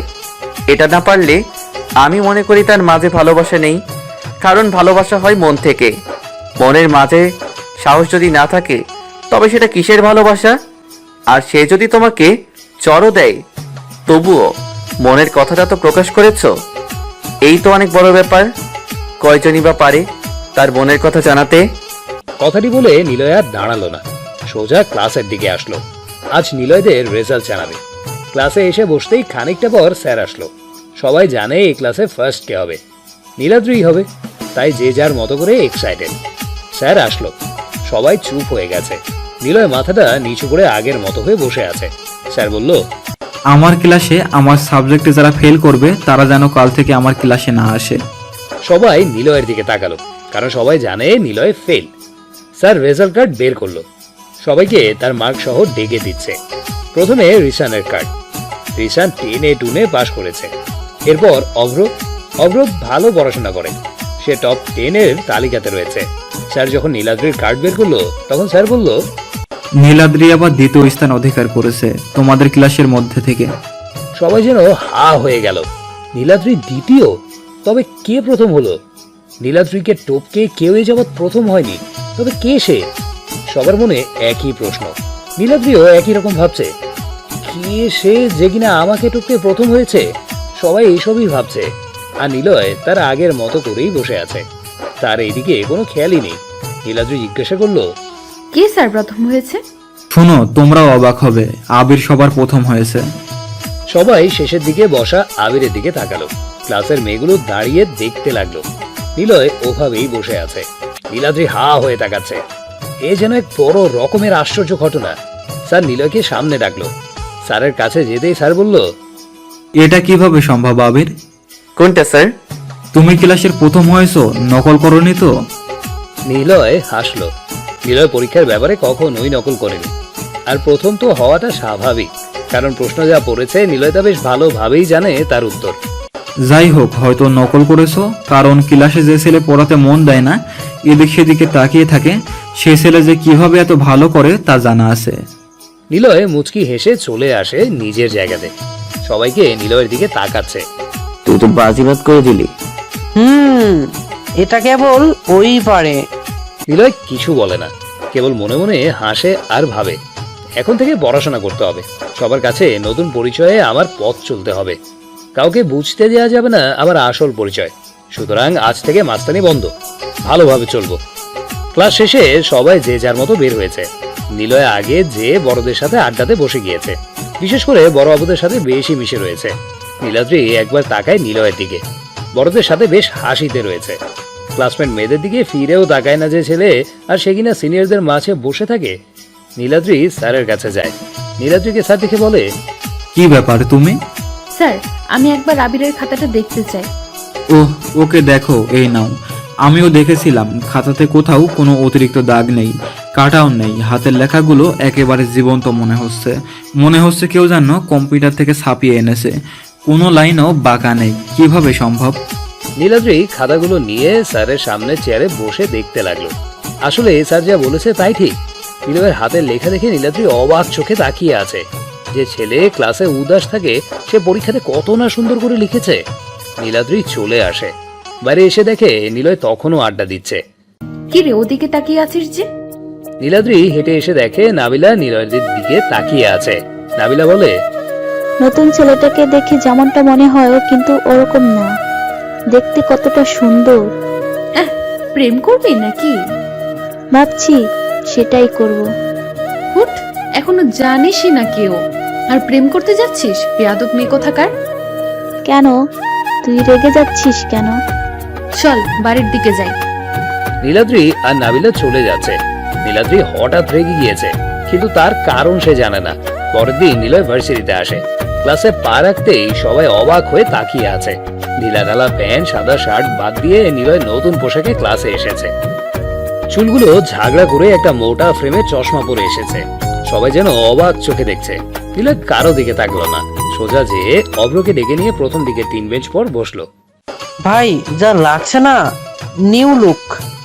থাপ্পড় দিব, তোকে না ভাই ডাকতে মানা করেছি? ওকে ওকে, কিন্তু বলো না ভাই, তুমি কেন লাইন ছেড়ে এখানে এসেছো? তুই করে বল, আর সব কথা পরে একদিন তোকে বলবো, সবাই শুনে নিবে, চুপ থাক। স্যার আসলো। স্যার আজ হিসাবের জটিলতা সব গুছিয়ে ফেলেছে। নিলয় উঠে সব ঠিক করে দিল। স্যারও আজ তার দিকে তাকিয়ে অবাক হচ্ছে। নীলাদ্রি দেখছে আর অবাক হচ্ছে। দোস, আবির কি কিউট রে, একটু হেল্প করে প্রেমটা করে দে প্লিজ। তোর কি মনে হয় আমি প্রেম করি যে আমি হেল্প করব? নীলাদ্রি আর নাবিলা কথা বলছে আর হাসছে। এভাবেই দিনগুলো চলে যাচ্ছে। নিলয় আস্তে আস্তে সবার সাথে পরিচিত হয়। সবার কাছে এখন সে পারফেক্ট বয়, যা একটা মেয়ের জন্য ক্রাশ। সবাই এখন আবির নামের ছদ্মবেশীকে ভালো ছেলে হিসেবে চেনে। স্যারেরাও নিলয়কে এখন গুড বয় হিসেবে চেনে। আর এদিকে নীলাদ্রি নিলয়ের উপর কেমন যেন হয়ে পড়েছে। অকারণে নীলাদ্রি এখন নিলয়ের কথা ভাবতে থাকে। আর নিলয় না সে অন্য মেয়েদের দিকে তাকায়, না তো কারোর সাথে কথা বলে। সে তো কেবল মিশে বড়দের সাথে। ক্লাস শেষ করে ওদের সাথে আড্ডাতে চলে যায়। নিলয় ভার্সিটিতে আসছে। প্রতিদিনের মতো সে মাথাটা নিচু করে ঢোকে। নীলাদ্রি আর তার বান্ধবীরা বসে আছে। নীলাদ্রি ডাক দেয়, আবির। বলুন। আমাকে আপনি করে বলছো কেন? আপনি ছাড়া অন্য কিছু বলার অনুমতি পাইনি। ওকে তুমি তুমি করে বলবে। আর শোনো, তুমি আবার আগের মতো হও, প্রথমে যেভাবে ক্লাসে আসতে। কেন? ক্লাসের সব মেয়েরা তোমাকে চায়, তোমার সাথে প্রেম করতে চায়। তো কিছু না, যাও ক্লাসে। নিলয় হেসে দেয়। মুচকি হেসে সে ক্লাসের দিকে যায়। সবাই ক্লাসে বসে আছে। এখনো স্যার এসে পৌঁছায়নি। হঠাৎ রিসান আসে আর বলে, সবাই শোনো, তোমাদের সামনে আজ আমি কিছু কথা বলতে চাই, বিশেষ করে নীলাদ্রিকে কথাগুলো বলতে চাই, আর তোমরা সবাই সাক্ষী স্বরূপ থাকবে। রিসান এসে জোরে জোরে কথাগুলো বলে। সবাই চুপ হয়ে যায়। নীলাদ্রি অবাক হয়েছে, কারণ নীলাদ্রি জানে রিসান তাকে ভালোবাসে, কিন্তু এভাবে ক্লাসে সবার সামনে বলবে। শোনো নীলাদ্রি, ভালোবাসতে হলে কি কি সত্যতা বোঝানোর জন্য প্রমাণ দিতে হয় আমি জানি না, তবে মুখ থেকে অন্তরের ভাষা জানিয়ে দিলাম তোমায়, আমি তোমাকে ভালোবাসি। নীলাদ্রি অবাক চোখে তাকায়। নীলাদ্রি খানিকক্ষণ চুপ করে থেকে বলল, আমি কাউকে ভালোবাসি না, রিসান কেউ না। বেয়াদব একটা ছেলে আমাকে আসছে ভালোবাসতে। হুট। রিসান কিছু বলল না। সারা ক্লাসে হাসির রোল পড়ে গেল। নিলয় কেবল চুপ হয়ে সব দেখছে। রিসান এসে নিলয়ের পেছনে এসে বসলো। স্যার আসলো, ক্লাস শুরু হলো। ক্লাস শেষ করে একে একে সবাই বের হচ্ছে। দরজার কাছে অনেক ভিড়। নিলয়ের পেছনে, তার আগে নীলাদ্রি, আর নিলয়ের পেছনে রিসান। সবাই এক এক করে বের হচ্ছে। তখনই নীলাদ্রি থেমে যেয়ে নিলয়ের গালে সবার সামনে কষে চড় মারে আর বলে, বেয়াদব ছেলে, তোকে অনেক ভালো ভেবেছিলাম, আর তুই কি না এতটা খারাপ? ছি, আমার কোমরে হাত দিস তুই, শয়তান। আরো একটি চড় দিয়ে নীলাদ্রি চলে যায়। সবাই নিলয়ের দিকে তাকায়। নিলয়ের মাথাটা নিচু করে। রিসান বলল, এবার ঠিক হয়েছে? সবাই তোকে নিয়ে মেতেছিল, আর সাথে নীলাদ্রিও। এখন সবার কাছে তোকে খারাপ করে দিলাম, আমি পেছন থেকে ওর কোমরে হাত দিলাম, অথচ দোষ তোর। নিলয় কিচ্ছু বলল না। নিলয় মাথাটা নিচু করে ভার্সিটি থেকে বের হলো। পরের দিন নিলয় ভার্সিটিতে আসলো। নিলয়ের দিকে এখন কোনো মেয়েই তাকাচ্ছে না। কিন্তু রিসান ভার্সিটিতে আসবে না মাস খানেক, কারণ কাল রাতে নিলয়ের লোকজন রিসানকে মেইন রোডের পাশে বেধড়ক মেরেছে। নিলয়ের কথাতে রিসানের যে হাতটি নীলাদ্রিকে টাচ করেছিল সেই হাত ভেঙে দিয়েছে। এটা কেউ জানে না, কেবল জানে নিলয়। শহীদ মিনারের উপর বসে আবারও এসবের কাজের জন্য সে পরিত্যক্ত, কিন্তু কিছু করার নেই। সবার আড়ালে এসব করতেই হচ্ছে। ভালো হওয়ার জন্য পিস্তল ছিল তার একমাত্র বন্ধু, সেটাকে সে বাদ দিয়েছে। সে এসব ছাড়বে, কারণ নিলয় কথা দিয়েছিল একজনকে যে সে আর এসব করবে না।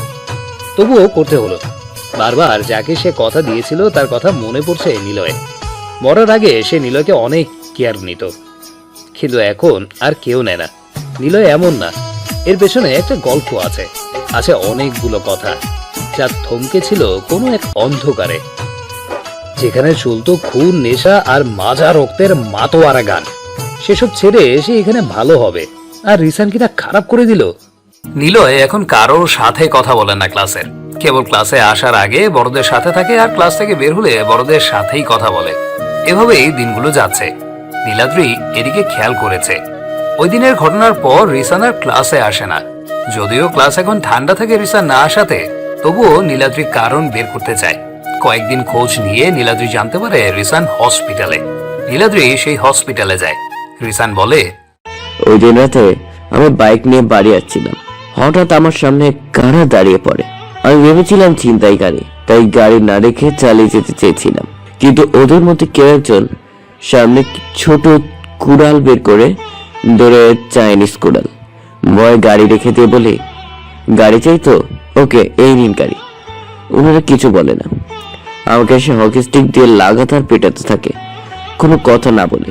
বারবার মারার কারণ জানতে চেয়েছিলাম, কিন্তু তারা কোনো কথাই বলেনি। মুখে ছিল ভূতের মাস্ক পরা, কাউকে চিনতে পারিনি।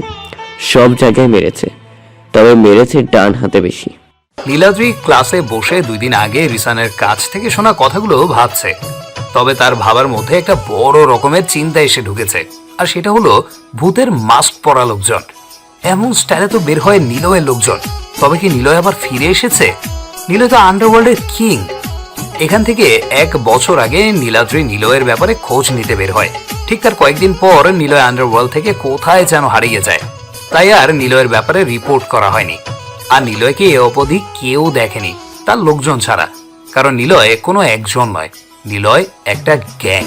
আর নিলয়ের গ্যাংয়ের সব কাজ হয় ভূতের মাস্ক পরে। তবে কি আবার নিলয় ফিরে এসেছে? কিন্তু নিলয় কোথায়, আর রিসান কেই কেন মারছে? কথাগুলো এক মনে ভেবে চলেছে নীলাদ্রি। তার মনে কেবল এ সবই ঘুরছে।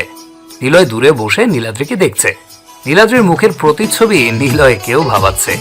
মনে মনে ভাবছে নিলয় নামটা বদলিয়ে সে অনেক ভালো আছে। এভাবে কাটুক দিনগুলো। কথাগুলো ভাবতে ভাবতে স্যার এসে গেল। স্যার এসে তার কাজ শেষ করে বলল, শোনো, আমাদের ভার্সিটিতে কুমিল্লা খুলনা কলেজ হতে বিতর্ক প্রতিযোগিতার আয়োজন করা হয়েছে। সব ক্লাসের চেয়ে আমার ক্লাসের, মানে তোমরা অনেক ভালো। তোমাদের মধ্য থেকে কে কে যোগ দিতে চাও? 7 জন লাগবে। স্যারের কথা শুনে কেউ কোনো কথাই বলছে না। নীলাদ্রি নাম দিল, এরপর নাবিলা, এরপর রিয়ানা, তারপর সিয়াম, রিমি, অভ্র নাম দিল এক এক করে। আর মাত্র একজন দরকার, কিন্তু কেউ উঠে দাঁড়াচ্ছে না। নাবিলা উঠে দাঁড়িয়ে বলল, স্যার, এবারে প্রথম সেমিস্টারে যে প্রথম হয়েছে তাকে নিন। ঠিক বলেছো আবির। নিলয় উঠে দাঁড়ায়। স্যার আবার অপমান করে বলে, ক্লাসে আবার অমনোযোগী? কিভাবে যে তুমি প্রথম হলে? নকল ছাড়া আর কিছু না। তোমার নামটাও দিলাম। না না, তোমার কোনো কথা বলা লাগবে না, কেবল চুপ করে থেকো, যত সব। স্যার আর কিছু বলল না। বিরক্তিকর মুখে আবির নামধারী নিলয়কে বসতে বলে। নিলয় বসে যায়। অভ্র বলে, কি ভাই, জিতবো তো? দেখা যাক। ভাই না হারামি, নাম ধরে আবির নাম ধরে ডাকবি। ওকে। স্যার ক্লাস শেষ করে চলে যায়। নীলাদ্রি তার 7 জন সহপাঠীদের নাম লিখে নেয়। স্যার চলে যাওয়ার পর নীলাদ্রি উঠে বলে, যারা বিতর্কী প্রতিযোগিতায় যাবে তাদের নিয়ে আমি প্রতিযোগিতার বিষয় নিয়ে ক্লাস শেষে ক্যাম্পাসে বসে আলাপ করব, সবাই যেন থাকে। একে একে সব ক্লাস শেষ করে নীলাদ্রিরা ক্যাম্পাসের জারুল গাছের নিচে গিয়ে বসে। এখনো নিলয় এসে পৌঁছায়নি। দূর থেকে দেখছে সবাই নিলয় বড়দের সাথে আড্ডাতে ব্যস্ত। অভ্র একটু পর নিলয়কে ডেকে আনে। ওই দিনের চর দেওয়ার পর নিলয় বা নীলাদ্রি কেউ কারো সাথে কথা বলেনি। সবাই যেন সাথে থাকে। শোনো সবাই, আমরা ঢাকা ভার্সিটির হয়ে লড়বো, আমাদের জিততেই হবে। সবাই শুনে রাখো, বর্তমান সমাজ ব্যবস্থা নিয়ে আলোচনা করতে হবে। সবাই যে যার মতো প্রতিবেদন তৈরি করে নির্দিষ্ট দিনে তা সবার সামনে তুলে ধরবে। গুছিয়ে কথা বলতে হবে, স্পষ্টভাবে সবকিছু তুলে ধরতেই হবে আমাদের। সমস্যা হলে একে অপরের হেল্পও নিতে হবে। নীলাদ্রি ঠিক কথা বলেছে। সবাই তার সাথে সহমত। মিটিংয়ে সবাই যে যার মতো করে কথা বললেও নিলয় চুপচাপ হয়ে কেবল অন্যদিকে তাকিয়েছিল। নীলাদ্রি কিছু বলেনি, তবে যাওয়ার আগে তিরস্কারযুক্ত অপমানজনক ভাবে নিলয়কে বলে, আর যাই হোক, ভার্সিটির নাম ডুববে একটি বোবা মার্কা ছেলের কারণে, যত সব। নিলয় কথাটি শুনে মুচকি হাসলো। নীলাদ্রিরা চলে গেল। নিলয় আবারও বড়দের সাথে আড্ডাতে ব্যস্ত। তারপর সেও চলে আসলো অভ্রের কাছে। কয়েকদিন পর ভার্সিটিতে বিতর্ক প্রতিযোগিতার আয়োজন করা হয়েছে। ভার্সিটির সব ক্লাসের ছেলেমেয়েরা কয়েকজন করে প্রতিযোগিতায় অডিয়েন্স হিসেবে এসেছে। তবে নীলাদ্রিদের ক্লাসের ছেলেমেয়েগুলোই বেশি এসেছে। প্রতিযোগিতা শুরু হতে মাত্র কয়েক মিনিট বাকি। এখনো ভার্সিটিতে নিলয় আসেনি। সবকিছু রেডি করে সবাই যে যার পজিশন নিয়ে বসে গেছে। এ কদিনে নীলাদ্রি তাদের টিম লিডার হিসেবে অবদান রেখেছে। প্রতিবেদন তৈরি করতে মৌখিক, লৈখিক সব দিক দিয়ে সাহায্য করেছে একে অপরের। আর নিলয় সবার সাথে বসে থেকেও বাদাম চিবিয়েছে, যা নীলাদ্রির কাছে বেশ বিরক্তিকর ছিল। এসব ভাবতে ভাবতে স্যার নীলাদ্রিকে ডাকলো। সব রেডি তো, এখনই শুরু হবে। আমাদের জিততেই হবে। গত 5 বছরে কোনো ভার্সিটি আমাদের হারাতে পারেনি। এবার তোমার উপর নির্ভর করছে সব। কিন্তু স্যার, আবির এসে পৌঁছায়নি। কি হবে এই ছেলেটাকে নিয়ে? বেয়াদব একটা ছেলে, রোজ ভার্সিটিতে আসতে লেট করে, আর আজও কিনা লেট করে। সবার দিয়ে সবকিছু হয় না স্যার। হয় সৎ প্রতিজ্ঞা, আর সেটা করে অদম্য ইচ্ছা থাকলে সবই হয়। স্যার আর নীলাদ্রি কথা বলছে, তখনই নিলয় এসে কথাটি বলল। সবাই যেন তার আগমনে হাফ ছেড়ে বাঁচল। স্যার দু কথা শুনিয়ে চলে গেল, আর নীলাদ্রিরা চলে গেল তাদের জায়গায়। একটু পর শুরু হলো প্রতিযোগিতায় বিচারক প্রশ্ন করলো, কোনো পরিবারের কোনো সন্তান যদি বকে যায়, খারাপ হয়ে যায় বা বখাটে হয়, সে সব রকমের খারাপ কাজ করে, তবে তুমি তাকে শাস্তি দেবে। তাকে কি ধরনের শাস্তি দেওয়া দরকার, আর তার খারাপ হওয়ার জন্য কে দায়ী? প্রশ্ন শুনে যেন সবাই চুপ হয়ে গেল। এত জটিল প্রশ্ন হবে কেউ তা আশা করেনি। প্রতিপক্ষ দলগুলো তাদের এক এক রকম বক্তব্য প্রকাশ করে চলেছে। তার ভুল তুলে ধরে অন্য দল, এমনকি নীলাদ্রিরাও তর্কে জড়াচ্ছে। সবাই যখন কথা বলার যুদ্ধে মেতেছে, তখন নিলয় চশমা পরে চারদিক দেখে দেখে চুপ করে তাকাচ্ছে, যেন তার মাঝে কোনো অনুভূতি নেই। নীলাদ্রির দলের সবাই কম বেশি জবাব দিচ্ছে, বক্তব্য প্রকাশ করছে, কিন্তু নিলয় চুপ থাকাতে সে বিরক্তিতে ফেটে পড়ছে। নীলাদ্রি মনে মনে ভাবছে, বান্দরটাকে যদি কষে একটা চড় দিতে পারতাম, কিন্তু না, সবার সামনে সেটা করছে না। বিতর্ক প্রতিযোগিতা 3 ঘন্টা যাওয়ার পর আর আধা ঘন্টা যখন বাকি, তখন মনে হচ্ছে যেন বিচারকদের কোনো বক্তব্য পছন্দ হচ্ছে না। যখন প্রতিপক্ষ বিচারকদের সেম প্রশ্ন নীলাদ্রিকেই বলে বলল যে তারা উত্তর দিক দেখি, এতই যখন আমাদের উত্তরে ভুল হচ্ছে। কিন্তু নীলাদ্রিরাও চুপ হয়ে গেল। তাদের কাছে আর অবশিষ্ট কোনো শব্দ নেই। সবাই মাথাটা নিচু করে নিল। তখনই অবাক করে দিয়ে নিলয় উঠে বলল, কোনো পরিবারের কোনো সন্তান যদি বকে যায়, খারাপ হয়ে যায়, বকাটে হয়, সে সব রকমের খারাপ কাজ করে, তবে তুমি তাকে শাস্তি দেবে? তাকে কি ধরনের শাস্তি দেওয়া দরকার? আর তার খারাপ হওয়ার জন্য কে দায়ী?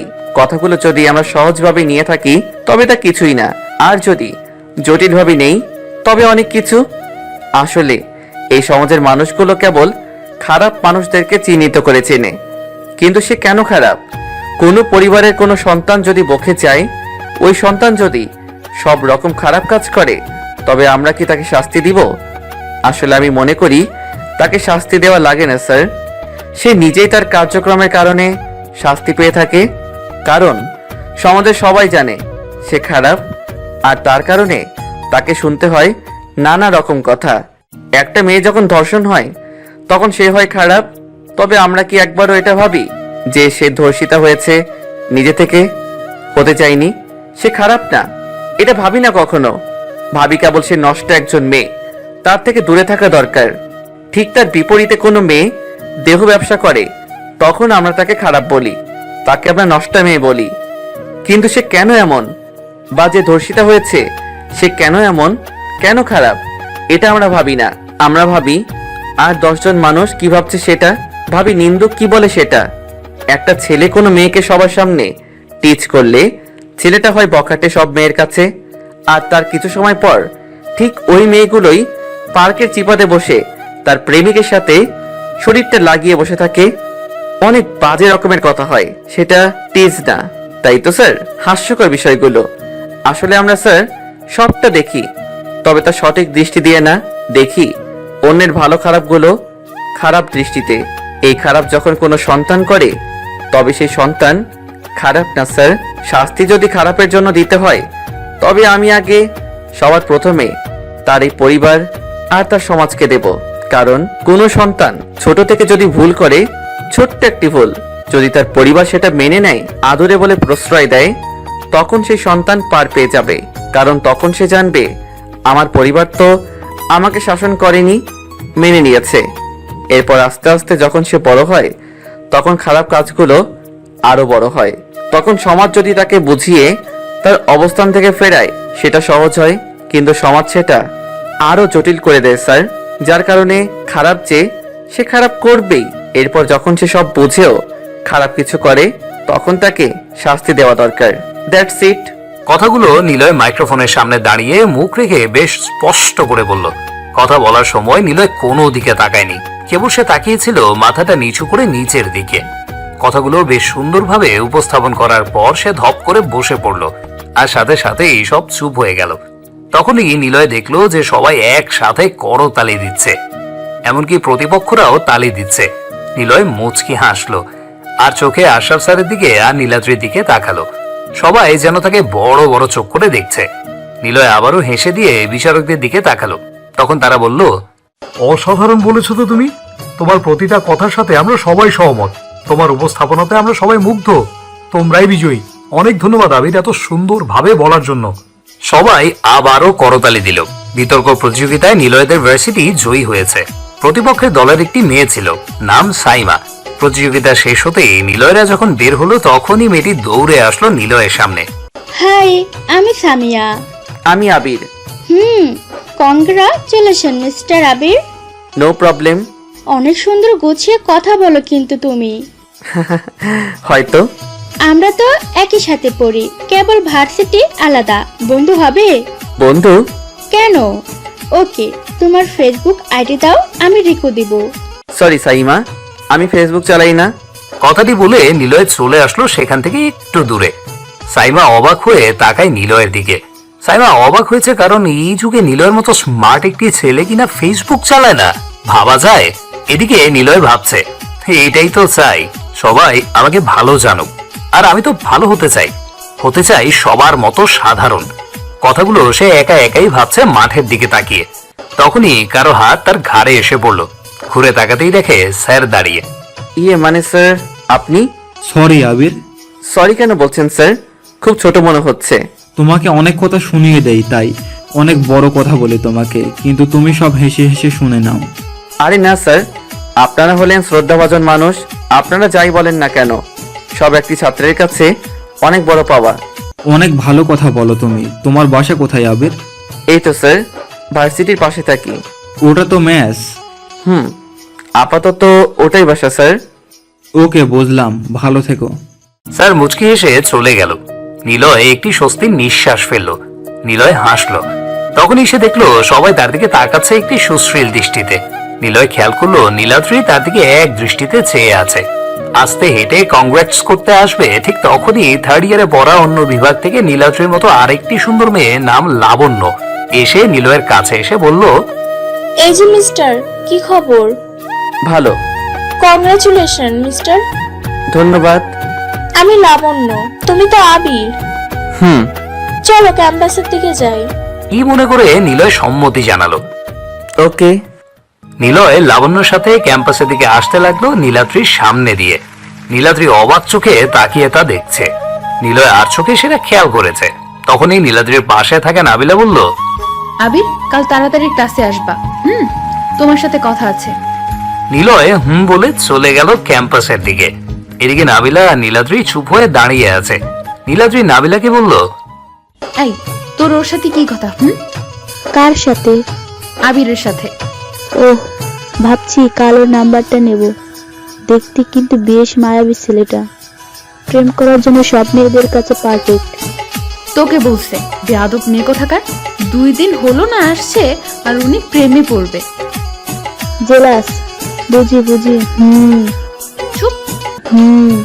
জেলাস হবারই কথা। ওকে ভাই, তোমার জানুকে যাও, আমরা নেব না, তুমিই নিও। কথাগুলো বলে নাবিলা সহ ওদের বান্ধবীগুলো সবাই একসাথে হাসতে লাগলো। নীলাদ্রি আর সহ্য না করতে পেরে বাড়ির দিকে চলে আসলো। বাড়িতে এসে নীলাদ্রি রুমে স্থির হয়ে বসে রইল। তখনই নীলাদ্রির মা এসে বলল, কি ব্যাপার, আমার মেয়ের আজ কি হলো? এভাবে মুখ ভার করে বসে আছে যে ভার্সিটি থেকে আসার পর থেকে? আরে একটা ছেলে আসছে, তাকে নিয়ে কেন সবাই পড়বে? আর কি ছেলে আমার সাথে কথাও বলে না। আমি যে ওদের টিম লিডার, সবাই আমাকে কংগ্রাচুলেশন করবে। তা না, সবাই ওই ছেলেকে করছে। তা কোন ছেলেটা শুনি? নীলাদ্রি আর তার মা একে অপরের বন্ধু। নীলাদ্রি ভার্সিটিতে রোজ কি কি হয় তা সব এসে বলে ওর মায়ের কাছে এসে। আজও তার ব্যতিক্রম নেই। কিন্তু নীলাদ্রির মা আজ অন্যরকম কিছু শুনছে, তাই তিনি জানতে চাইল নীলাদ্রির কাছে। নীলাদ্রি চুপ থাকায় তিনি বললেন, কোন ছেলেটা গো? আমার এত সুন্দর মেয়েটার সাথে কথা বলে না? নতুন এসেছে মা, মাস কয়েক হলো। ক্লাসে কোনো কথা বলে না, আর কারোর সাথে না। স্যারের সাথে না পড়া বলার সময় কেবল বাইরের দিকে তাকিয়ে থাকে আর বড়দের সাথে আড্ডা দিয়ে বেড়ায়। দেখতে কিউট হলেও কারোর সাথে মেশে না ক্লাসে। তা কি হয়েছে? আমার মেয়েটা কি ওই ছেলেটার প্রেমে পড়েছে বুঝি? উফ মা, তুমিও না, কি যে বলো। ঠিক বলেছি, তোর চোখ মুখ দেখে তা মনে হচ্ছে তুই ওই ছেলেটার প্রেমে পড়েছিস। ধ্যাত, ওই ছেলেটার প্রেমে আমি কেন পড়বো? ক্লাসে পড়া পারে না, কিন্তু পরীক্ষাতে আমাকে ছাড়িয়ে প্রথম হয়েছে। আর আজ বিতর্কী প্রতিযোগিতায় কত সুন্দর করে কথা বলেছে। আরে বাবা, ছেলে মানুষ, তুই কেন এত সুন্দর করে কথা বলবে? ও কেন ও মুচকি হাসবে? সব মেয়েরা ক্রাশ খায়।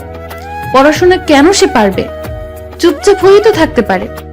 নীলাদ্রির কথা শুনে ওর মা নাফিসা বেগম হাসতে হাসতে লুটিয়ে পড়ে আর কি। তিনি জোরে জোরে হাসতে লাগলেন, কারণ তিনি বুঝে গিয়েছেন তার মেয়ে প্রেমে পড়েছে, তাও আবির নামের কোনো এক ছেলের উপর। আর নীলাদ্রি তা মেনে নিচ্ছে না। হাসছো কেন তুমি? তোমার হাসি দেখলে আমার সহ্য হচ্ছে না মা। ওকে ওকে বাবা, সরি, আর হাসবো না। গুড। তা কবে থেকে প্রেমে পড়েছিস? কি? কার প্রেমে? আবিরের? মোটেও না, ওই বান্দর ছেলের প্রেমে কেন পড়বো? তুমি খেতে দাও, ক্ষুধা লাগছে। তা ছেলেটার বাসা কোথায়? জানি না মা, ওই যে বললাম না, কারোর সাথে কথা বলে না। বাপ রে, কিছু না জেনে কেবল রাগের আগে তার প্রেমে পড়ে গেলি? দেখতে হয়তো রাজকুমারকে। উফ, খেতে দাও তো। নাফিসা বেগম হাসতে হাসতে চলে গেল। আর এইদিকে নীলাদ্রি রাগে কান্না করে দিয়েছে। কি এমন ছেলে, কথা বলে না ওর সাথে? কিন্তু নাবিলা জেলাস হওয়ার কথা কেন বললো? কেন জেলাস হবো আমি?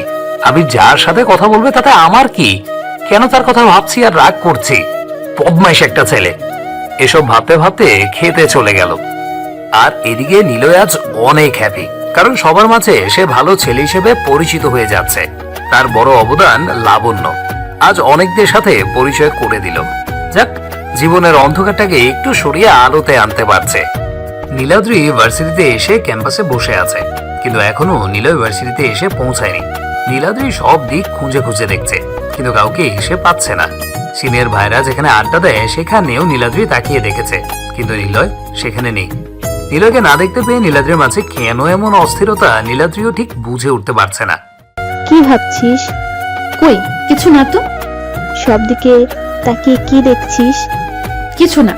জানি জানি আবিরের কথা ভাবছিস, তাই না? থাপ্পড় দিব, ওর কথা কেন ভাববো? কি জানি, মনে হলো তাই। চুপ।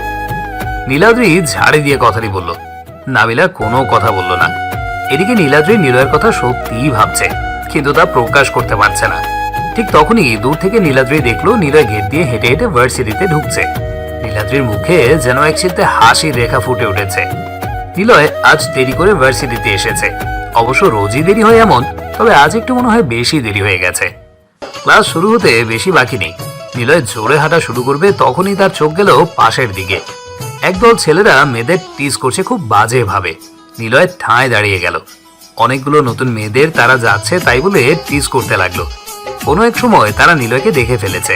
ওদের মধ্যে জীবন নামের একটি ছেলে আছে, যে কিনা লিডার। সে ডাকলো, কি ব্যাপার ব্রো, এদিকে আসো। মনে হচ্ছে অনেকটা সময় ধরে আমাদের দিকে তাকিয়ে আছো, কি দেখছো? কিছু না, টিচ করা ভালো না ভাইয়া। এটা মেয়েদের জন্য অনেক ভয়ার্থ একটি ব্যাপার। জ্ঞান দিস না হারামি। মেয়ে ফোটানোর জন্য এসব করতে লাগে? মেয়েরা চিনবে কিভাবে তা শুনি? জীবনের কথা শুনে নিলয় হেসে দিল, শব্দহীন এক হাসি। সে হাসির মানে কেবল নিলয় ছাড়া আর কেউ জানে না।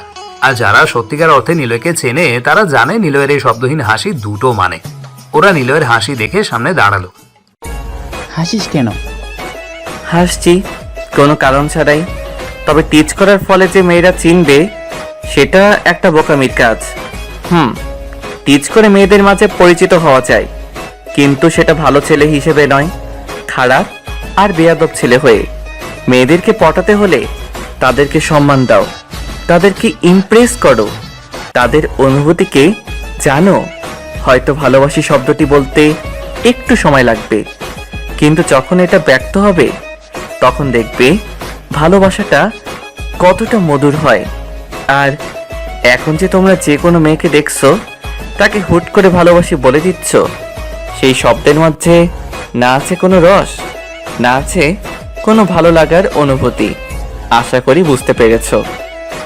নিলয় কথাগুলো বলে পিছন ঘুরে আসতে যাবে, তখনই দেখলো নীলাদ্রি তার পেছনেই দাঁড়িয়ে আছে। নিলয় পাশ কাটিয়ে চলে যাবে, তখনই জীবন নিলয়ের হাত ধরে ফেললো। নিলয় আবার ঘুরে তাকায়। নিলয় জীবনের দিকে একবার তাকাচ্ছে আর একবার হাতের দিকে তাকাচ্ছে। দুই দিকে তাকিয়ে নিলয় এসে দিয়ে হাতটা ছাড়িয়ে নিল। আবার যখন হাঁটতে যাবে তখনই জীবন আবার হাত ধরে। কিছু বলবে? খুব ভালো কথা বলতে পারিস, কিন্তু আমরা টিচ করব, তোর জ্ঞান আমরা নিব না। তোর কোনো সমস্যা আছে? না, কোনো সমস্যা নেই। তবে রাখ তোর তবে। জীবন কথাটি বলে নিলয়ের হাত ছেড়ে দিয়ে নীলাদ্রির হাত ধরে ফেলে। নীলাদ্রি একবার নিলয়ের দিকে তাকায়, একবার জীবনের দিকে তাকায়। জীবনের মুখে শয়তান মার্কা এক হাসি। নীলাদ্রির রাগে যেন লাল হয়ে গেছে। হাই জান, তোমার নাম্বারটা একটু দাও তো। রাতে কল দিব, দাও না গো, ভালোবাসি গো বেবি। জীবনের হাত থেকে নীলাদ্রির হাত ছাড়িয়ে নেয় নিলয়। সাথে সাথে রিমন এসে নিলয়ের গালে চর দিয়ে বসে।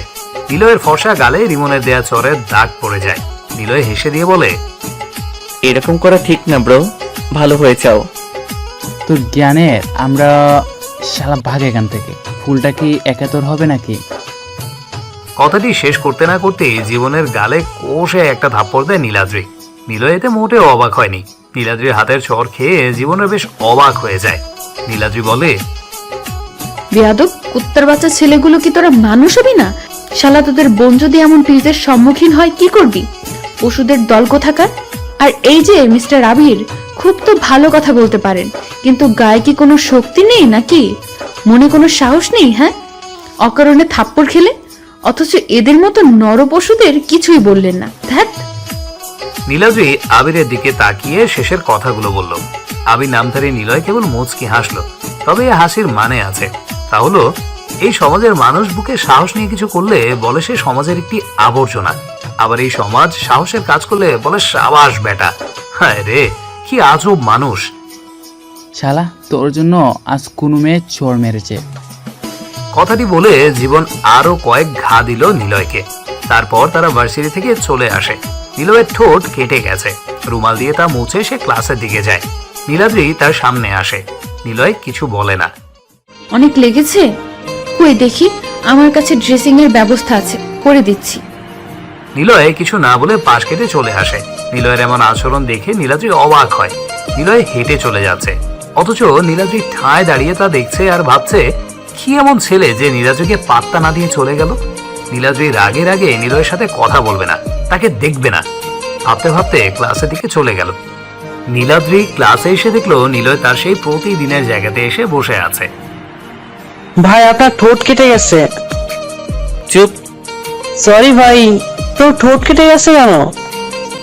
পড়েছে, এখন চুপ থাকো তো। ওকে। অভ্র নিলয়ের ঠোঁট কাটা দেখে অনেক অবাক হয়, কারণ এই প্রথমবার নিলয়কে তার শরীরের কাটা অবস্থা নিয়ে দেখছে। এর আগে এসে কোনো দিন এভাবে দেখেনি। অভ্র এই লাইনে ছিল, তবে খুব গভীর ভাবে না। আর সব লাইনের কিং নিলয়, যার নামে সারা দেশের সব আন্ডারওয়ার্ল্ড কেঁপে যেত। অভ্র লাইন ছেড়ে দিয়েছে, সে এসব থেকে আজ 2 বছর দূরে আছে। অভ্র ভাবছে নিলয়ের গ্যাংয়ে থাকাটা যেমন সহজ তেমনি কঠিন কাজ ছিল। যখন সে বলেছিল লাইন ছেড়ে দিবে, তখন নিলয় ভাই বলেছিল, চলে যাবি? ওকে চা, কিন্তু মনে আছে তো যারা এসব প্রকাশ করে দিতে চায় তাদেরকে আমরা কি করি? আর কিছু বলেনি এই নিলয় ভাই, কেবল বলেছিল যা, ভালো হয়ে থাকিস। গ্যাংটা ছিল মানুষকে খুন করার জন্য না, ছিল দুস্থদের পাশে দাঁড়ানো। আর তাদেরকে যদি কেউ বড় কথা বলতো বা কষ্ট দিত, তখনই আমরা তার ব্যবস্থা নিতাম। এভাবেই দিন চলতো আমাদের। কিন্তু আজ প্রথম তাকে দেখছি তার শরীরের ক্ষত। ভাবতেই পারছি না যে এটা করেছে তার কি হবে। কি ভাবছিস অভ্র? স্যার তোকে ডাকছে, দেখ। নিলয়ের কথায় অভ্র চমকে ওঠে। এতক্ষণ সে আগেকার অনেক কথা ভাবছিল, কখন যে স্যার চলে এসেছে সে টেরই পায়নি। স্যার একটু বকাঝকা করে নিলয়কে ডাকলো। আবির, এদিকে আসো। জি স্যার। তোমাকে আমরা যেমন ভাবি বা ভেবে এসেছি, তুমি কিন্তু এরকম নও। তোমার মাঝে কেমন যেন একটা অন্যরকম আছে। খুব চুপচাপ একটি ছেলে তুমি। দেখলে মনে হয় কিছু পারো না, কিন্তু তুমি অনেক কিছুই পারো। তবে তোমার ঠোঁট কেটেছে কি করে? স্যারের কথার জবাব নিলয় দেয়নি। কিছু একটা বলে সে তার বেঞ্চে এসে বসে পড়ে। এদিকে নীলাদ্রি নিলয়ের দিকে তাকাবে না ভেবেও তাকাচ্ছে বারবার। কেন জানি না, সে নিলয়কে খুব কাছের ভাবতে শুরু করে দিয়েছে। কেবল নীলাদ্রি তা না, ক্লাসের অনেক মেয়ে এখন নিলয়ের উপর ক্রাশ। স্যার পড়াতে মন দিতে বলে। নিলয় আর আগের মতো পড়া না বলে বসে থাকে না। এখন নিলয় নিজেই যেয়ে কমার্সের জটিল সমাধান বোর্ডে যেয়ে করে দেয়। আর এতে করে নীলাদ্রি তার প্রেমে পড়ে যাচ্ছে। ক্লাস থেকে বের হয় সবাই। নিলয় হাঁটতে হাঁটতে বড়দের কাছে যাচ্ছে, তখনই পেছন থেকে নীলাদ্রি নিলয়কে ডাক দেয়। আবির। নিলয় দাঁড়িয়ে পড়ে। নিলয়ের সামনে নীলাদ্রি চলে আসে। আবির, সরি। কেন? সেদিনের জন্য, সবার সামনে তোমাকে চড় দেওয়ার জন্য। It's okay. কথাটি বলেই নিলয় চলে যায়। নীলাদ্রি আবারও অবাক হয়ে তাকিয়ে থাকে। রাগে তার সারা শরীর যেন জ্বলতে থাকে। সে দেখলো বড় অপরদের পাশে বসে আরো বেশ জমিয়ে কথা বলছে, হাসাহাসি করছে। কিন্তু ক্লাসের মাঝে ফাজিলটা এইভাবে হাসে না, কারোর সাথে কথা বলে না, শুধু অভ্রের সাথেই একটু কথা বলে। যাই, অভ্রের কাছ থেকে আবিরের ব্যাপারটা জেনে নেই। কথাগুলো ভাবতে ভাবতে নীলাদ্রি অভ্রকে খুঁজতে বের হয়, কিন্তু নীলাদ্রি অভ্রকে পায় না। সে বাড়িতে চলে আসে। কি ব্যাপার, আজ মনে হচ্ছে মুড খারাপ? জানি না। বুঝেছি, আজও ওই রাজকুমারের সাথে কেস, তাই তো? মা থামো তো, ভালো লাগছে না। কেন, আবির কি কথা বলেনি? নীলাদ্রি চুপ হয়ে ওর মায়ের দিকে তাকিয়ে থাকে। নাফিসা বেগম মেয়ের পাশে যেয়ে বসে মাথাটা কোলের মাঝে নিয়ে বলে, কি হয়েছে বল আমাকে। মা, ও কথা বলে না আমার সাথে। কেবল তোর সাথে? না মা, ক্লাসে কারোর সাথেই ও কথা বলে না। আসবে, বসবে, চুপচাপ থাকবে। স্যার কিছু জানতে চাইলেও চুপ থাকে। কেবল আমাদের ভার্সিটির সিনিয়রদের সাথে সে কথা বলে, আর ক্লাসে কেবল অভ্র নামের একটি ছেলের সাথে মাঝে মধ্যে কথা বলে। তাহলে একটা কাজ কর, অভ্রের থেকে আবিরের ব্যাপারে জিজ্ঞাসা করে দেখ। মা, তার জন্য তো আজ থেকে খুঁজেছি কিন্তু পাইনি। কাল সব হবে। আমার পরীর মতো মেয়েকে কি কেউ না ভালোবেসে থাকতে পারে? চল এখন খাবি। নীলাদ্রি মায়ের সাথে চলে যায় খেতে, আর নিলয় তখন ভার্সিটি থেকে বের হয়। বের হয়ে সে ফোন বের করে, কল দেয় সুনীল সিয়াম রাকিবের কাছে, আর বলে জীবন নামের ছেলেটির কথা, সে যেন উঠে না দাঁড়িয়ে হাঁটতে পারে। অর্ডার অনুযায়ী নিলয়ের কথা মতো ভূতের মাস্ক পরে তারা বের হয়ে যায়, জীবনকে খুঁজে বের করে। জীবনের সাথে তাদের বন্ধুরাও ছিল, সবাইকে মারতে থাকে বেধড়ক। তারা মারের কারণ জানতে চায়, কিন্তু নিলয়ের লোক তা বলে না, কেবল চুপ হয়েই পেটাতে থাকে। পরের দিন নীলাদ্রি ভার্সিটিতে আসে। নিলয়ের কথা ভাবে সে, আর নিলয়ের কথা ভাবতে গেলে তার মনে পড়ে সে এক অজানা কেউ, তার ব্যাপারে জানা হয়নি। সে চুপচাপ একটি ছেলে, কারো সাথে কথা বলে না, অথচ আড্ডা সঙ্গী বড়রা। কেন? হয়তো কিছু জানে অভ্র। কথাগুলো ভাবতে ভাবতে নীলাদ্রি ভার্সিটিতে ঢোকে। ভার্সিটিতে এসে জীবনকে চড় মেরেছিল সে স্থানে থাকায়, কিন্তু বেশ অবাক হয় সে জায়গা আজ ফাঁকা দেখে। নীলাদ্রি দাঁড়িয়ে পড়ে, ভাবতে থাকে এরা তো কোনোদিন ভার্সিটি মিস করে না, অথচ আজ কেন তারা আসেনি। কথাগুলো ভাবতে ভাবতে সে হাঁটতে থাকে তাদের আড্ডার স্থানের দিকে। সেখানে এসেই নাবিলাকে বলে, তোরা কখন আসলি? অনেক আগে। তুই আজকাল এত দেরি কেন করিস? এমনিতেই। আজকাল কি রাত জেগে আবিরের কথা ভাবছিস নাকি? নাবিলার কথা শুনে নীলাদ্রি যেন বোবা হয়ে যায়। এটা সত্য যে নীলয়কে নীলাদ্রি একতরফা ভালোবেসে ফেলেছে, যা এখন অপ্রকাশিত, তাই সে রাত জেগে কেবল তার কথাই ভাবে, আর ঘুম থেকে উঠতে দেরি হয়ে যায়। কি ভাবছিস? কিছু না, আমি কেন তার কথা ভাববো? বাজে কথা কম বল। কোথাকার কোন ছেলে? তোরা ব্যাগটা রাখ, আমি একটু আসছি। নাবিলাদের কথা না শুনেই ব্যাগটি ওদের কাছে রেখে নীলাদ্রি চলে আসলো অভ্রের খোঁজে। বেশ খানিকক্ষণ খোঁজার পর নীলাদ্রি দেখলো অভ্র লাইব্রেরিতে বসে আছে। সোজা অভ্রকে যেয়ে বলল, তোমার সাথে কথা আছে, এখানে বলা যাবে না, বাইরে আসো। অভ্র ভেবা চেকা খেয়ে বের হয় নীলাদ্রির সাথে। অভ্র অবাক চোখে তাকায় নীলাদ্রির দিকে, কারণ ভার্সিটির টপ সুন্দরীর মধ্যে নীলাদ্রির প্রথম কাতারে থাকা একটি মেয়ে, আর যে কিনা আমার সাথে কথা বলছে। মনে মনে খুশি হয় অভ্র। তখনই নীলাদ্রি বলল, অভ্র, আমাকে সব সত্যি বলবা। কি? আবিরকে চিনো তো? কেন আবির? কে আবির? অভ্র অবাক হয় আবির নামের কারো কথা নীলাদ্রি জানতে চাওয়াতে। অভ্র বুঝতেই পারছে না সে কি বলবে, কারণ নীলাদ্রি যাকে আবির নামে চেনে সে হলো নিলয়, আর নিলয় নামে অভ্র যাকে চেনে সে কেবল নামধারী একটা মানুষ, আবির নামের কারো সাথে এসে যায় না। আরে মাথা মোটা, তোমার পাশে যে চুপচাপ হয়ে যে ছেলেটি বসে, তোমার সাথে মাঝে মাঝে কথা বলে, তোমার রুমে থাকে। ও তাই বল, আমি তো ভাবলাম অন্য কেউ। না, বলো কি করে আবির? কেন? দরকার আছে, বলো না। কি দরকার?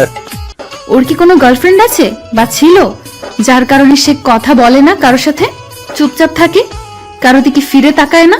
পড়াশোনাতে ভালো বেশ, ও কি সারা রাত জেগে পড়ে? অভ্র নীলাদ্রির কথা শুনে হেসে দেয়। নীলাদ্রি যা ভাবছে তার কোনোটাই নিলয় না। অভ্রের হাসি দেখে নীলাদ্রি অবাক না হয়ে লজ্জা পায়, কারণ নীলাদ্রি হয়তো ভাবছে অভ্র বুঝে নিয়েছে আবিরের প্রেমে পড়েছে, তাই হয়তো অভ্র হাসছে। আরে না না, ওর কোনো গার্লফ্রেন্ড নেই, এমনি দেখি চুপচাপ থাকে। আর আমার রুমে তো আমি আর আবির থাকি না, আরো দুজন থাকে, তখনও চুপচাপ থাকে, একা একা বসে থাকে। আমাদের সাথে কোনো প্রকার দরকার না ছাড়া তো ফিরেও তাকায় না। কি করে তাহলে? পড়াশোনা করে? হাসাইলে, আবিরকে আমার কোনো দিনও দেখিনি বই হাতে করতে। আমার তো সন্দেহ ভার্সিটিতে আসার সময় বই আনে কিনা, আরো কেবল বসে থাকে একা একা, বই পড়েই না। আর তার কোনো গার্লফ্রেন্ড নেই, এমনকি ফোনও আমরা তাকে ব্যবহার করতে দেখিনি। তবে একটু লেট করে ঘুম থেকে ওঠে, তারপর ভার্সিটিতে থাকে। কথাগুলো বলে অভ্র চলে আসে নীলাদ্রির কাছ থেকে। অভ্র যা যা বলেছে সবই সত্য। নিলয় তাদের মেসে থাকে আরো কয়েকটা ছেলের সাথে। সবাই তার সাথে কথা বলতে আসলেও নিলয় কথা বলে না, কেবল সে বসে বসে ভাবে কিভাবে সে খারাপ থেকে ভালো পথে আসবে। সে কারণে অভ্র নিলয়ের কাছে কোনো কারণও জানতে পারে না। নীলাদ্রি নিলয়ের কথা ভাবা আপাতত বন্ধ রাখে। সে নাবিলাদের কাছে আসে, তখনই সে দেখে গেট দিয়ে নিলয় আসছে। নিলয়কে দেখে নীলাদ্রি দাঁড়িয়ে গেল।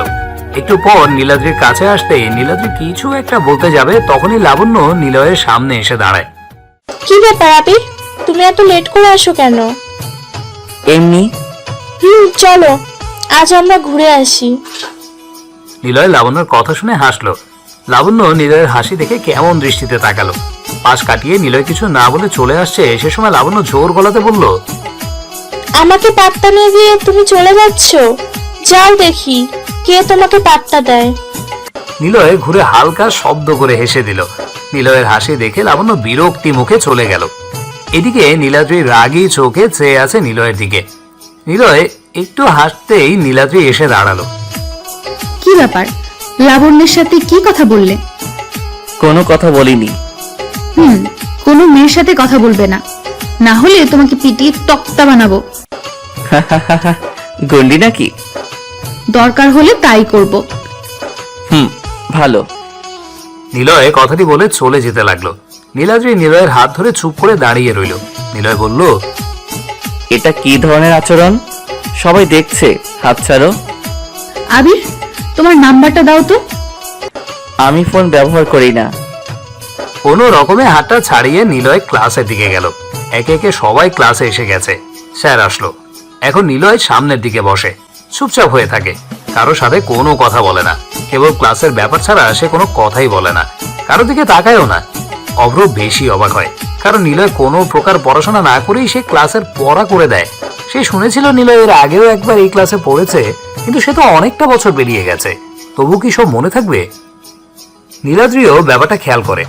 অভ্রের কথা মতো সে জানে নিলয় মেসে বসে পড়ে না, সবার ঘুমানোর আগেই সে ঘুমিয়ে যায়। তবে সে কিভাবে এত ভালো করছে? আর নীলাদ্রির দিকে সে কেনই বা তাকাচ্ছে না? কি সমস্যা ওর? নীলাদ্রি সারাদিন ক্লাসে বসে এটাই ভেবেছে। সেদিন আর কোনো কথা বলেনি। ক্লাস শেষে সোজা নীলাদ্রি বাড়িতে আসে। নীলাদ্রির ফ্যাকাশে মুখ দেখে নাফিসা বেগম বলে, আজও কি আমার মেয়ের রাজকুমার কথা বলেনি আমার মেয়ের সাথে? না মা, খুব ভাবনায় ও, একটুও কথা বলে না কারোর সাথে, কাউকে পাত্তাই দেয় না। পড়া পারে, ক্লাসে গুড বয়, দেখতে সুন্দর বলে কি কারোর সাথে কথা বলবে না? আরে ভাব নিচ্ছে, এটাও তো শিওর করে বলা যাচ্ছে না। হয়তো তার গার্লফ্রেন্ড আছে। না মানি, খোঁজ নিয়েছি, তার কোনো গার্লফ্রেন্ডই নেই। ও তাহলে একটা কাজ কর, কদিন খুব করে ভালোবাসাটা দেখা, সরাসরি যে বল যে ভালোবাসি, দেখ যদি অ্যাকসেপ্ট করে তবে ভালো, আর না করলেও ওভাবেই লেগে থাক। তারপর কোনো একদিন পর আর কয়েকদিন ক্লাসে যাবি না, ঠিক এই সময় ও তোকে মিস করবে। এরপর যখন যাবি তখন ও এসে তোর সাথে কথা বলবে, তখন তুই কদিন ঘুরিয়ে অ্যাকসেপ্ট করে নিবি। কেমন প্ল্যান দিলাম বলতো? নীলাদ্রি তার মায়ের প্ল্যান শুনে থমকে গেল, কারণ এটা তার মনে এতদিন আসেনি। যদিও মেয়ে হয়ে এটা লজ্জার মাথা খেয়ে তাকে বলতে হবে, তবুও তাকে পটাতে এটা করতেই হবে।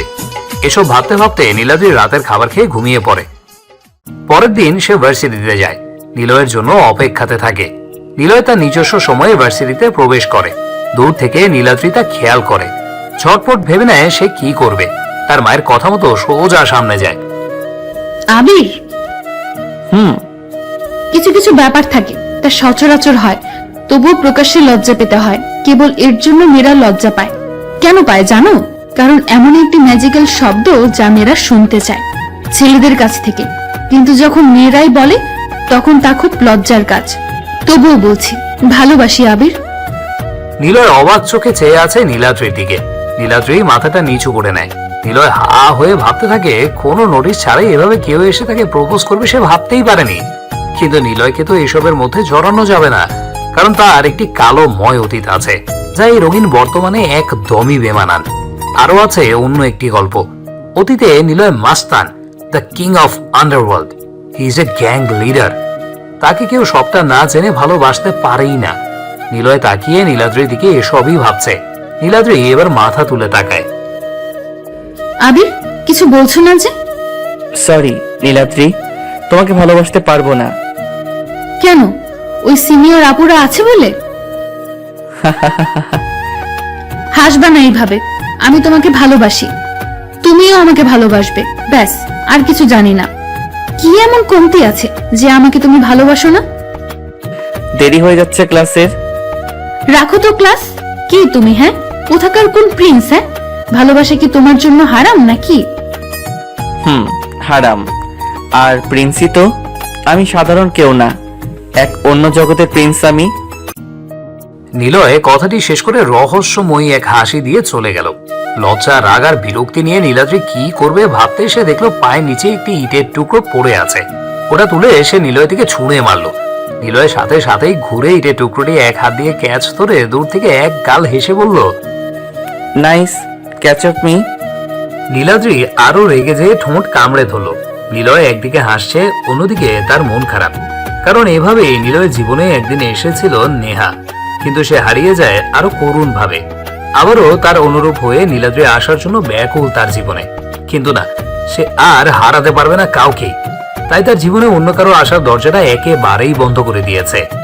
একটা অতীত, একটা দুর্বিসহ অন্য জগৎ, একটি হাস্যোজ্জ্বল কিছু মুহূর্তে ঢাকা, যেখানে ছিল নিলয়ের মা, বাবা, বন্ধু আর নেহা। সব শেষ, সব হারিয়ে গেছে কোনো এক কালো মেঘের ঘূর্ণিপাকে। এসব ভাবতে ভাবতে নিলয় ক্লাসের দিকে যায়। নীলাদ্রি হাঁটতে হাঁটতে ভার্সিটির ক্যান্টিনের দিকে আসতে থাকে। তখনই চোখ যায় জীবনদের আড্ডার স্থানে। নীলাদ্রি দাঁড়িয়ে পড়ে, ভাবতে থাকে হঠাৎ তাদের উধাও হওয়ার রহস্য কি।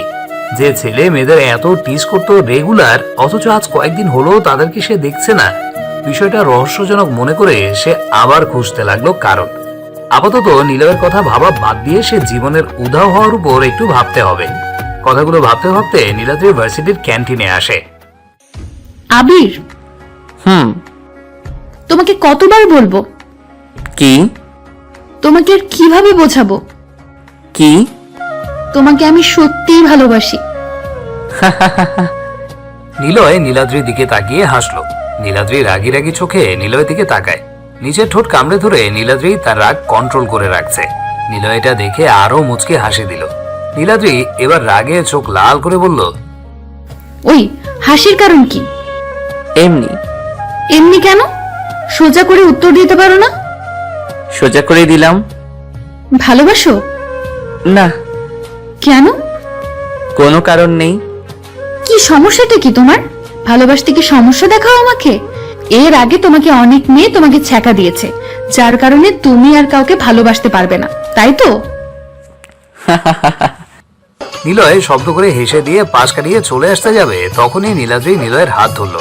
নিলয় ভার্সিটিতে আসার সাথে সাথে নীলাদ্রি তার আম্মুর কথা মতো কাজ করতে লাগলো।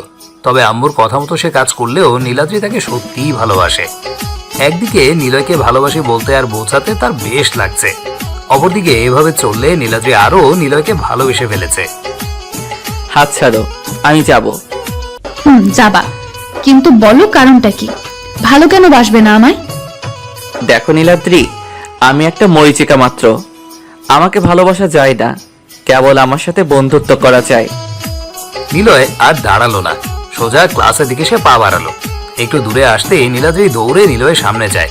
নিলয় বিরক্তি চোখে তাকালেও তার নীলাদ্রিকে বুঝতে দিল না। নীলাদ্রি বলল, আবির। আবার কি? নিলয়কে চেনো? নীলাদ্রির মুখে নিলয়ের গোপন নামটা শুনে চমকে ওঠে, কিন্তু এই চমকানোটা নীলাদ্রিকে কোনোভাবেই সে বুঝতে দিতে চায় না। একটা শক্তের মধ্যে পড়ে যায় নিলয়।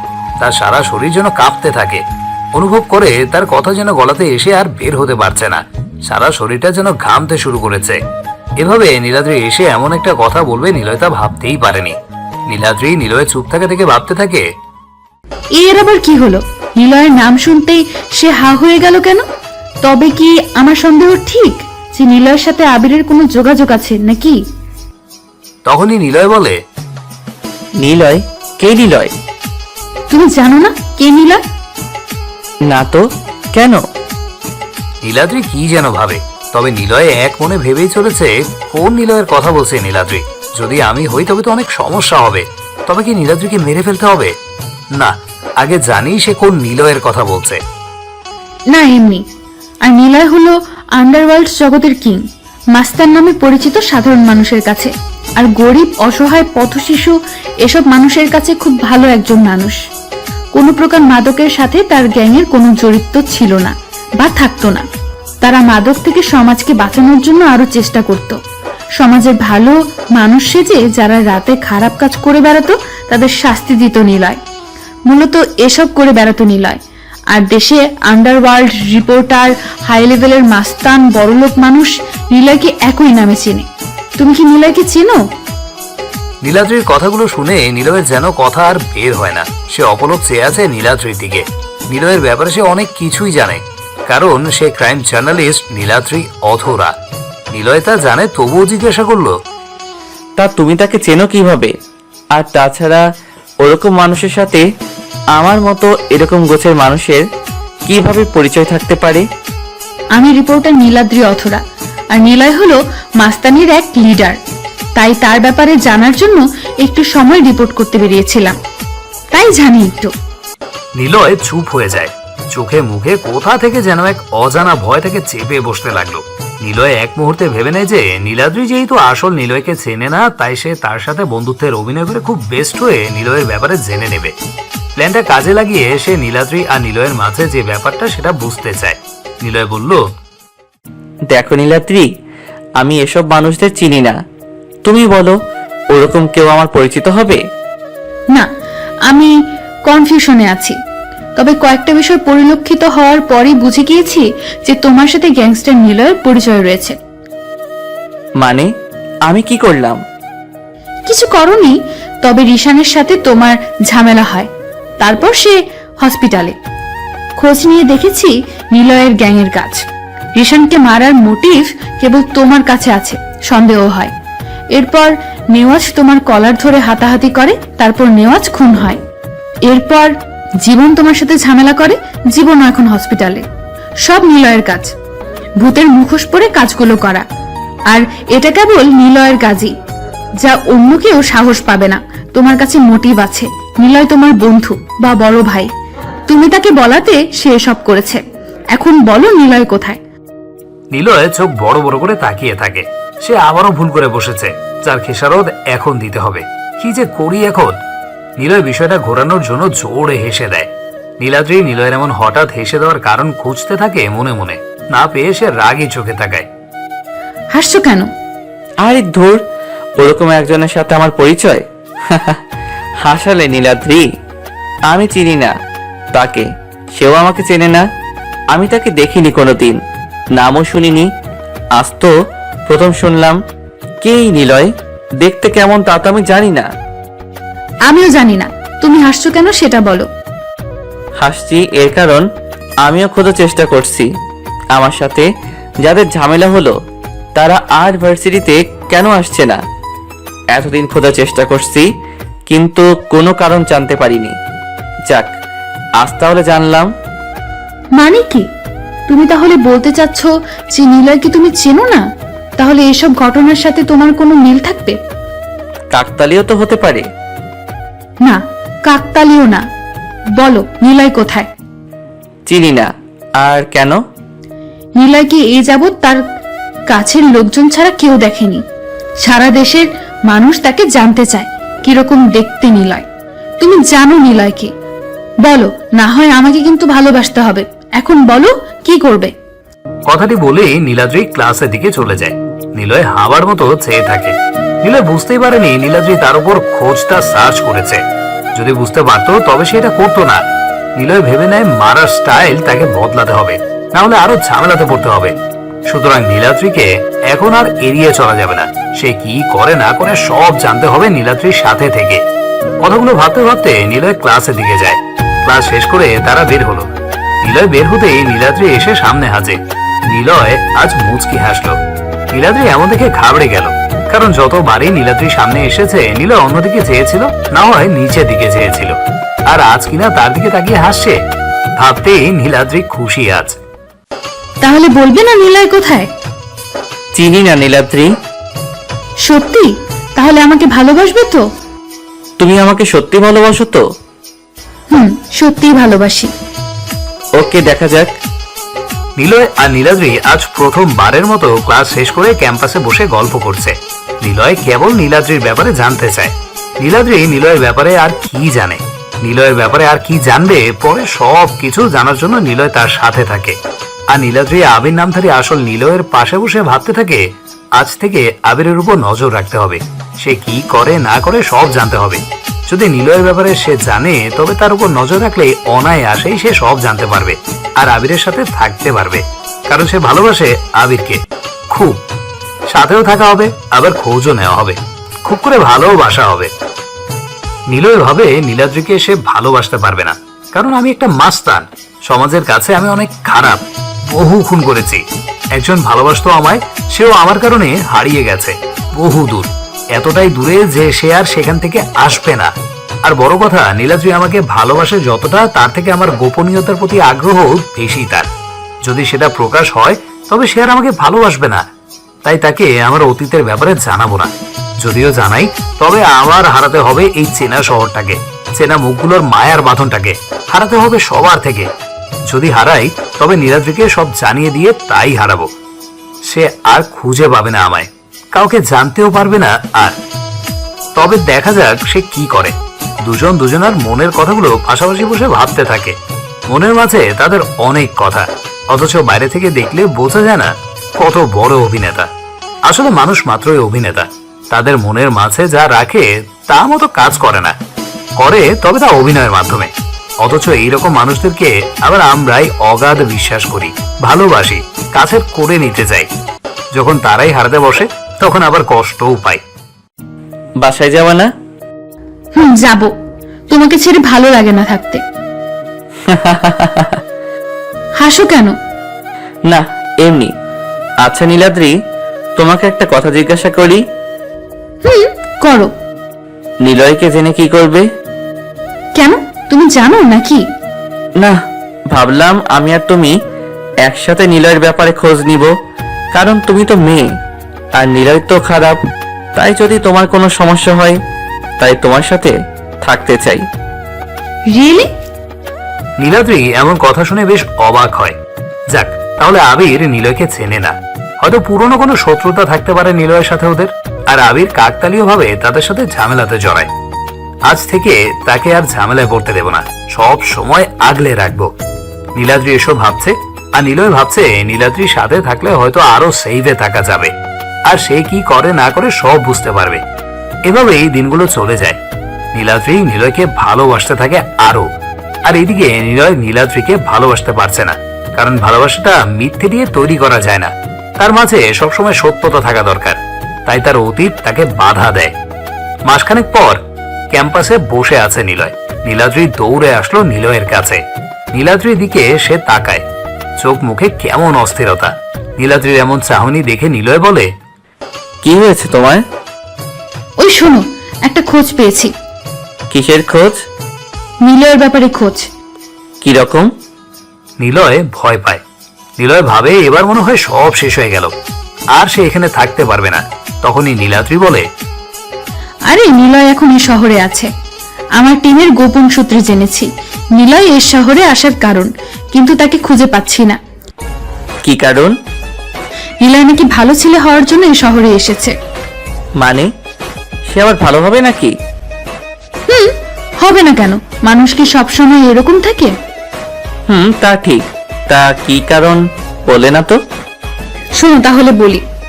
নিলয় নেহা নামের একটি মেয়েকে ভালোবাসতো, নেহাও তাকে ভালোবাসতো, কিন্তু নেহা খুন হয় নিলয়ের গ্যাংয়ের একটি ছেলের সাথে, নাম অর্ক। নিলয়ের সাথেই থাকতো, কিন্তু আধিপত্যের জন্য নিলয়ের সাথে বেইমানি করে, আর এটা নেহা আগে জানতে পারে, যার কারণে নেহাকে অর্ক মেরে ফেলে, আর অর্ককে নিলয় মেরে ফেলে। মজার ব্যাপার হলো নেহা মারা যাবার আগে নিলয়কে প্রমিস করিয়েছিল সে যেন আর এই লাইনে না থাকে, একটা ভালো মানুষ সেজে ভালোভাবে বাঁচে। নিলয় মাথাটা নিচু করে নেয়। সেই পুরনো কথাগুলো আবার মনের মাঝে এসে কড়া নাড়তে থাকে। সেই স্মৃতি মাখা নাম, নেহা, অর্ক। নেহাকে আমি ভালোবাসতাম, আর অর্ক ছিল আমার কাছের লোক। আমার পরে তার স্থান দিয়েছিলাম কালো দুনিয়াতে, কিন্তু সে আমার সাথে গোপনে বেইমানি করে নেহা জানতে পারে, আর নেহা আমার কাছে এসে বলেছিল সব। তারপরে দূর থেকে অর্ক নিলয়কে গুলি করে, সাথে সাথেই নেহা মাটিতে পড়ে যায়, আর আমি অর্কের 2 পায়ে গুলি করি। অর্ক মরেনি, তাকে বাঁচিয়ে রেখেছি কষ্ট দিব বলে, আর নেহা মরার আগে বলেছিল সব ছেড়ে দিয়ে ভালো হতে। তাই আমি আজ এখানে। নিলয় চুপ হয়ে মাটির দিকে তাকিয়ে এসব কথা ভাবছে আর ভাবছে তার আর এখানে থাকা হবে না। তার পেছনে আবার কাছের কোনো লোক লেগেছে, আর থাকা হবে না। তখনই নীলাদ্রি নিলয়কে অবাক করে দিয়ে বলে, নতুন শহরে সে এসেছে, তবে খারাপ হতে না, ভালো হতে এসেছে। নিলয় না, আবির নামে। তাই না মিস্টার নিলয়? নিলয় চুপসে যায়। ভয় তাকে গ্রাস করেছে। আজ প্রথমবার নিলয় ভয় পাচ্ছে। এত তাড়াতাড়ি নীলাদ্রি সব জেনে যাবে নিলয় কখনো ভাবতেই পারেনি। নিলয় চোখ বড় বড় করে নীলাদ্রির দিকে তাকিয়ে আছে। নীলাদ্রি মুচকি হাসলো। নিলয় এরা আরো অবাক হতে বাকি। নীলাদ্রি বলল, ভয় পেও না নিলয়, আমি পুলিশ না, বা আমি তোমাকে পুলিশি কোনো ব্যাপারে জড়াবো না। আমি তোমাকে ভালোবাসি নিলয়, সত্যিই ভালোবাসি। আমাকে ছেড়ে যেও না। তুমি তো আগের মতো নেই, তুমি এখন ভালো হয়ে গিয়েছো, আর আমি চাই তুমি ভালো হয়েই থাকবে। আমিও তোমাকে চাই। তুমি এসব জানলে কি হবে? ও জানালাম, ওয়েট দেখাচ্ছি। নীলাদ্রি তার ব্যাগ থেকে একটা ডায়েরি বের করে। নিলয় তার ডায়েরি দেখে আরো অবাক হয়। তবে অবাক হয় ডায়েরি দেখে না, অবাক হয় নীলাদ্রির কাছে তার ডায়েরি কিভাবে আসলো। তখন নীলাদ্রি বলল, ভয় নেই নিলয়, আমি তোমাকে সত্যিই ভালোবাসি। তোমাকে আমি হারাতে পারবো না। সব ঠিক হয়ে যাবে। আর ডায়েরি আমার কাছে কেন জানবে? দাঁড়াও অভ্র। নীলাদ্রি জোরে অভ্রকে ডাক দেয়। অভ্র নাম শুনে নিলয় আরো চমকে ওঠে। এই সেই কাছের মানুষ যারা কিনা আবারও তার সাথে বেইমানি করলো। অভ্র কাঁচুমুচু হয়ে সামনে আসে। অভ্র আরো ভয় পায়, কারণ অভ্র জানে নিলয় কতটা ভয়ঙ্কর। যে কোনো সময় সে যা ইচ্ছা তাই করতে পারে। অভ্র তুই? সরি ভাই। নিলয় অভ্র ক্রাইম রিপোর্টার। তোমার থেকে যখন ও চলে আসে তখন আমার সাথে পরিচয় হয়, আস্তে আস্তে বন্ধুত্ব।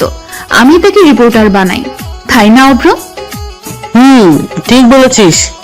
তুই না থাকলে ভালো হতে পারতাম না রে নীলাদি। তোকে অনেক ধন্যবাদ। চুপ হারামি। প্লিজ নীলাদ্রি, নীলয় ভাইকে কিছু করিস না। নীলয় ভাই আসলে অনেক ভালো মানুষ। যতদিন ওনার সাথে ছিলাম, ওনার উদারতা আমাকে মুগ্ধ করত। সাধারণ মানুষদের তো কোনো সমস্যা তিনি করেন না, কেবল সমাজের কিছু উৎকৃষ্ট মানুষগুলোকে তিনি মারত, যা পুলিশের কাজ। পুলিশ তো তা করতো না। প্লিজ নীলাদ্রি, ভাইকে কিছু বলিস না। নীলয় ভাইয়া, আই এম সরি। নীলাদ্রি আপনাকে ভালোবাসে খুব, তাই আমি সব করেছি। নীলাদ্রিকে ভালোবেসে দেখুন, আপনি ঠকবেন না। আর যেহেতু সব ছেড়ে দিয়েছেন, শত্রুতা আর নেই কারোর সাথে, তো আর তো কোনো সমস্যা নেই ভাই। ও আপনাকে অনেক ভালোবাসে। এখন বলুন না, কেন আপনি এই লাইনে এসেছিলেন? অভ্রের কথা শুনে নিলয় বসে পড়ে। নিলয়ের পাশে যে বসে নীলাদ্রি, তার পাশে অভ্র।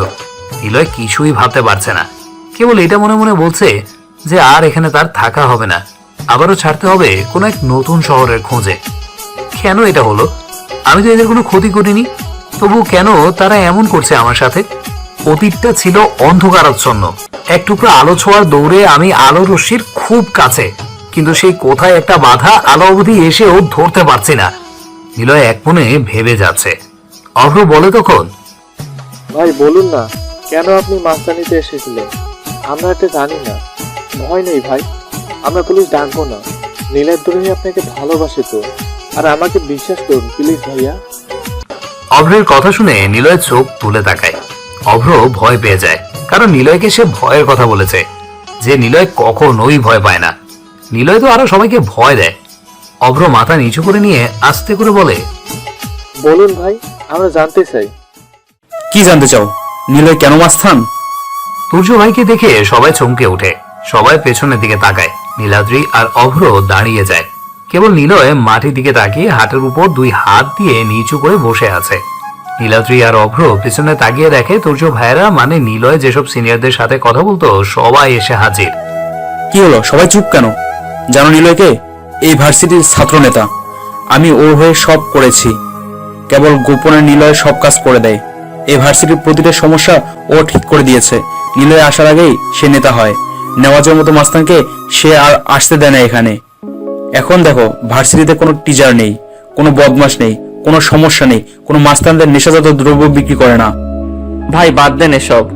আমি পুলিশের কাছে আত্মসমর্পণ করব আমার খারাপ কাজের ব্যাপারে। না নিলয়, এটা করবে না। কেউ তো জানে না আমরা ছাড়া যে তুমি এখানে। পুলিশ তো জানে না, তাই তোমার আত্মসমর্পণের কোনো দরকার নেই। ঠিক বলেছি নীলাদ্রি। নিলয়, তুই এখানেই থাক, এভাবে কোনো সমস্যা নেই। আর ওরা শোনো, নিলয় কেন এই মাস্তানিতে আসে? যখন নিলয় অনেক ছোট তখন তার বাবা মা মারা যায়। একা একা সে বেঁচে থাকার সংগ্রামে প্রতিনিয়ত যুদ্ধ করে চলে। পড়াশোনা সব বাদ দিয়ে সে এক চায়ের দোকানে কাজ নেয়। দিনগুলো খুব ভালোভাবে যাচ্ছিল। রাস্তার পথশিশুদের নিয়ে তার বন্ধুত্ব গড়ে ওঠে। ওই বয়সে সে তার পড়াশোনা করা উচিত ছিল, আর সে সময় ভাগ্যের পরিহাসে তার মা বাবা মারা যায় অ্যাক্সিডেন্টে। তারপর তার টোকাই লাইফ শুরু। একদিন বিকেলে সে তার চায়ের দোকানে এক লোককে চা দিতে যায়, কিন্তু ভুল করে চায়ের কাপ পড়ে যায় আর লোকটির নতুন পোশাকে যায়। তাই তার পোশাকটি নষ্ট হয়ে যায়, নষ্ট হয় কোট টাইগুলো। লোকটি উঠে নিলয়কে বাজেভাবে গালি দেয়, মারধর করে।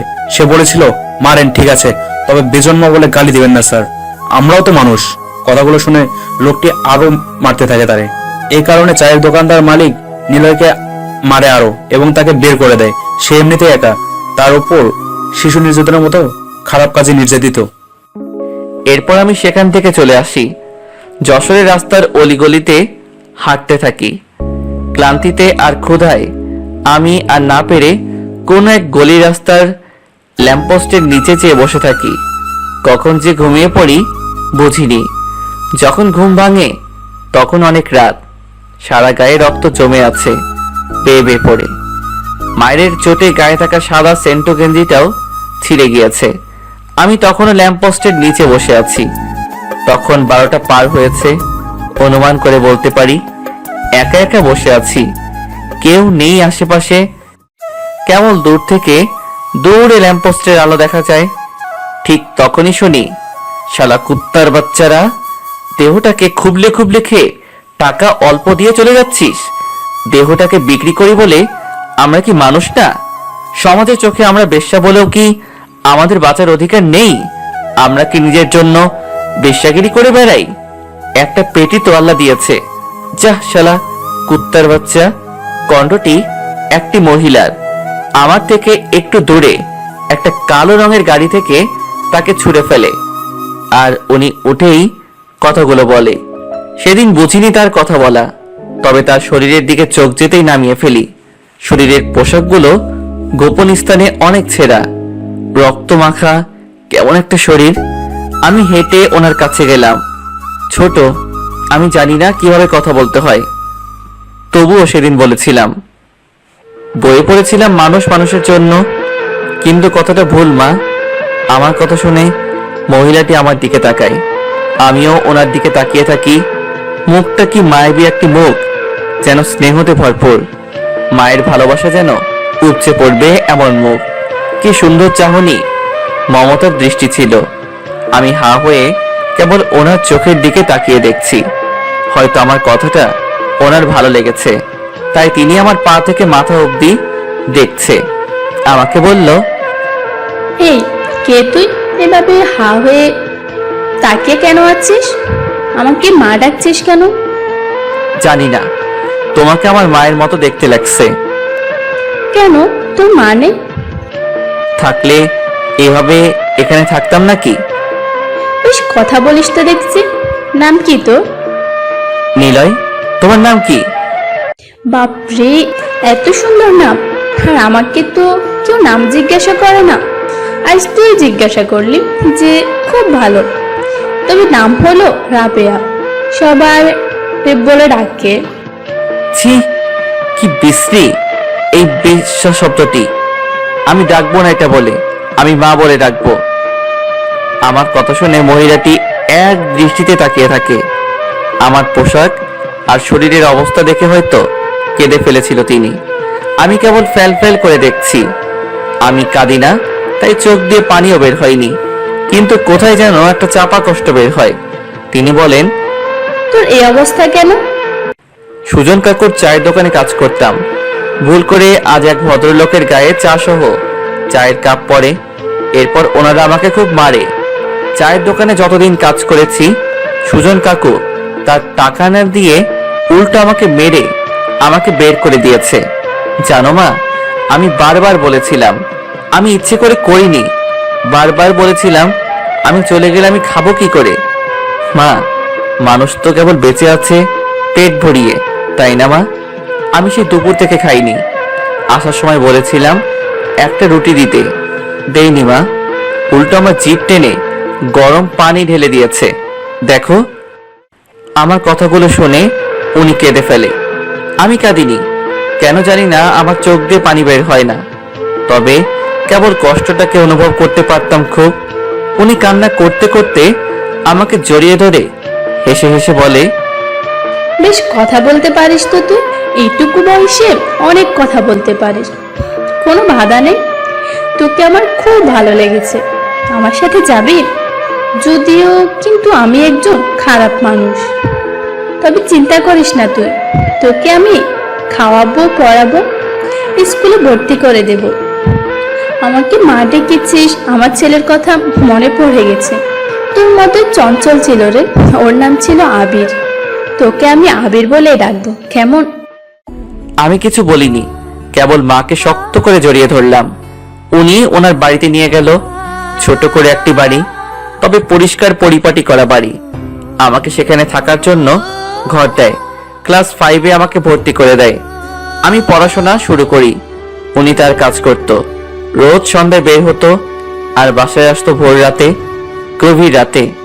এসেই আমার মাথায় হাত বুলিয়ে দিত, খুব আদর করত।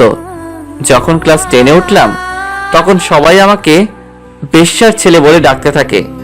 শুনতে খুব খারাপ লাগতো। একদিন ক্লাস শেষ করে বাড়ির দিকে আসছি, তখনই আকাশ নামের ক্লাসমেটের সাথে আমার মাকে গালি দেওয়ার কারণে মারামারি হয়। আমি তাকে মাথায় ইটের টুকরো মারি, কেটে যায়, ক্ষত হয় গভীর।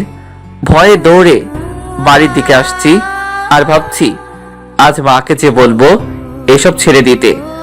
দরকার হয় আমি তার জন্য কাজ করব, তবুও তিনি যেন আর এসব না করে। যখন বাড়িতে আসলাম দেখি ঝগড়া বেঁধেছে। দরজা বাইরে থেকে বন্ধ, এটা রোজই হয়। বাইরে থেকে লোক আসে মায়ের ঘরে, ওভাবেই থাকে। সময় চলে যায়, আমি বাইরে দাঁড়িয়ে অপেক্ষা করি দরজা খোলার।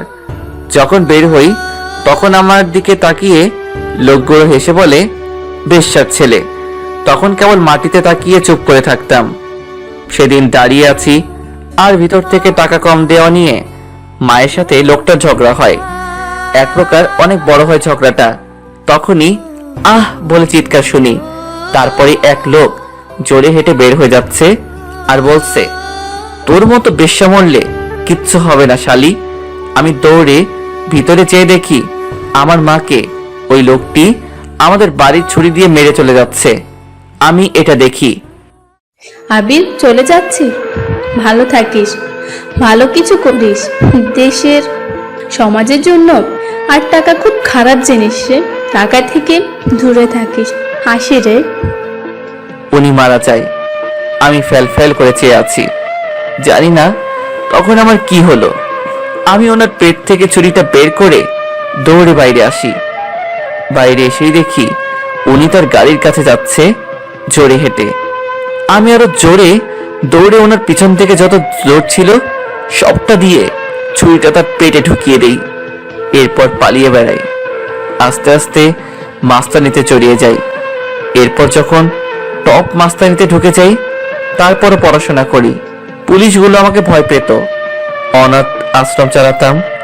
সমাজের ভালো মানুষরূপী মানুষের টাকা কেড়ে নিয়ে, কারণ তারা সমাজের খেটে খাওয়া মানুষদের রক্ত চুষে টাকা নিত। এলাকাতে পতিতালয় বন্ধ করে তাদের কাজের ব্যবস্থা করে দিতাম। অর্ক নামের একটি ছেলেকে খুব বিশ্বাস করে আমার পরে তার জায়গা দিয়েছিলাম। এরপর আসে নেহা। অনার্স প্রথম থেকে মেয়েটা আমাকে ভালোবাসতে থাকে। সবকিছু জেনে তবুও সে ভালোবাসতো। যখন 3rd ইয়ারে পড়ি তখন অর্ক সব ঝামেলা করে দেয়। আমি আর নেহা রোজ একটা জায়গায় দেখা করতাম। সেখানেই অর্ক চেয়ে নেহাকে মেরে ফেলে। মরে যাবার আগে নেহা বলেছিল এসব ছেড়ে দিতে, প্রমিস করিয়েছিল। তাই আর কি, ভাগ্য বদলাতে আমি এখানে। নিলয়ের কথাগুলো শুনে সবাই কেঁদে ফেলে।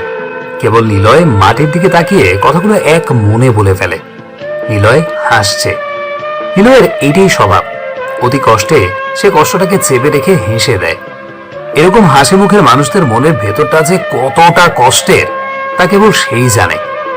নিলয় বসা থেকে উঠে দাঁড়ায়। অভ্র নীলাদ্রি তখনও কান্না করছে।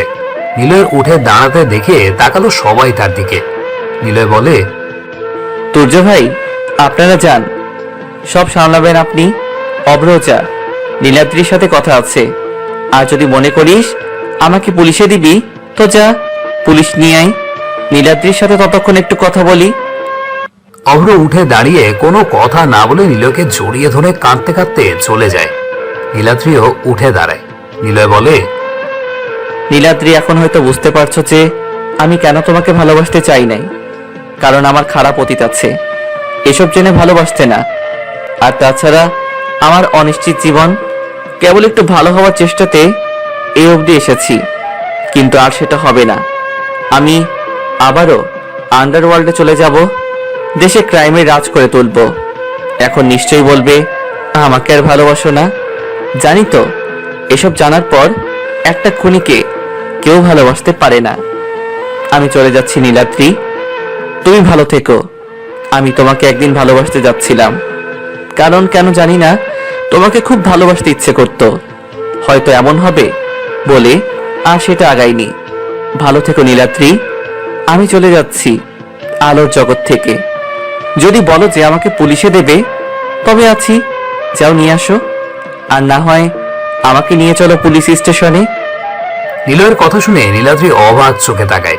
মনে মনে বলছে, আরে গাধা, তোকে কেন পুলিশে দেব? সমাজে তোর কিছু মানুষ দরকার। আর বড় কথা, তুই এমন নেই, আগের থেকে অনেক ভালো মনে হয়েছিস। সব বুঝলি, কেবল আমার ভালোবাসা বুঝলি না। আরে গাধা, ভালোবাসা কি সব দেখে জেনে হয় নাকি? ইচ্ছে করছে কষে গালে একটা চড় দিই। কিন্তু নীলাদ্রি কিছু বলল না। উঠে দাঁড়ালো, সোজা নিলয়ের হাত ধরলো। নিলয় মুচকি হাসলো, কারণ নিলয়ের মনে করছে যে তাকে পুলিশের কাছে নিয়ে যাচ্ছে। নিলয় বলে, যাক, তাহলে জেলের ভাতগুলো খেয়ে আসি। চুপ হাদারাম, থাপ্পড় দিয়ে তোমার দাঁত ফেলে দেব, ইডিয়েট কোথাকার। ওই, তোকে কি পুলিশে নিয়ে যাচ্ছে নাকি? তাহলে কাজে অফিসে যাচ্ছি, বুঝলি? ওখানে যেই আমরা বিয়ে করব। ইয়ে না, মানে বিশ্বাস না হলে যা ভাগ। বাপরে, এত রাগ কেন? ভয় পাইছি। চুপ, কোনো কথা বলবি না। আজ সারা দিন অনেক ঘুরবো। অনেক কষ্ট দিছিস আমাকে, ভালোবাসবি। দেখি বাকিটা আর কে কে করে। চল এখন। অগত্যা নিলয় আর কিছু বলে না। নীলাদ্রির ডান হাতটা আরো শক্ত করে ধরে। নীলাদ্রি মুচকি হাসলো, কারণ এটা যে সে কোনো স্পর্শ নয়, এটা আজীবন পথ চলার জন্য আঁকড়ে ধরে রাখার শিহরণ। ভালোবাসা কেবল ভালোবাসাই। রঙিন স্বপ্ন বুননে দুজনের পথ চলা শুরু হয়, যার শেষ নেই কোনো। চলে অবিরাম।